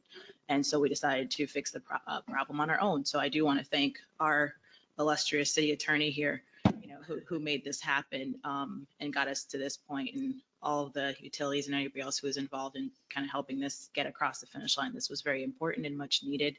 And I could say at this point, I can be done with this finally. And hopefully there, you know, there's no more that arises out of this. It's not like a, you know, three-headed hydra that you fix one thing and then it creates another, hopefully not. But either way, this was a much needed project, and the residents are in agreement and approval for this to get done. All right, so I just have one more question. Well, I shouldn't say that because you never know what comes up. But is the anticipation that this is a perpetual, ongoing, all right, or is this something that can be used to solve the problem solved, then it lifts, then this assessment lifts? This will be on your tax bill indefinitely. Indefinitely. It'll be reassessed every year, just like the fire, with costs associated with it. Until some other invasive species begins to eat this vegetation, we'll be Or taking until care of it. they don't want to do it The way anymore, we're and then taking they care say, of it. forget it, stop spraying, and we're not paying. It could be That's that right. too. People may end up missing the vegetation. Motion to approve. I need to read the reso. I don't Okay, think I go did that yet. R21077, a resolution of the city of Boynton Beach, Florida, relating to the provision of canal maintenance services in the city of Boynton Beach, Florida, providing for purpose and definition, providing for legislative determinations, establishing the estimated rate for the canal maintenance services special assessments for the fiscal year beginning October 1, 2021, directing the preparation of the canal maintenance services special assessment roll, authorizing a public hearing, and directing the provision of notice thereof, and providing an effective date. Motion to approve. Second. All right, seeing no further discussion, all those in favor state so by saying aye. Aye. All those opposed, hearing none, motion passes unanimously. All right. Meeting is adjourned. Alan? Yes, thank you, Mayor Grant. As a reminder, a recorded version of this session will be posted to the City of Boynton Beach's YouTube channel. Links to that channel are available on the City of Boynton Beach's website at boynton-beach.org.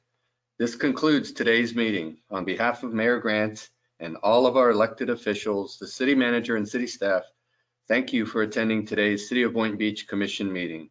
Be safe and have a great day. And thank you to Tony and our finance department, because you did an outstanding job putting this together for pretty much a one-man show. So thank you, Tony. Thank you. And PD, you were wonderful hosts. Thank you.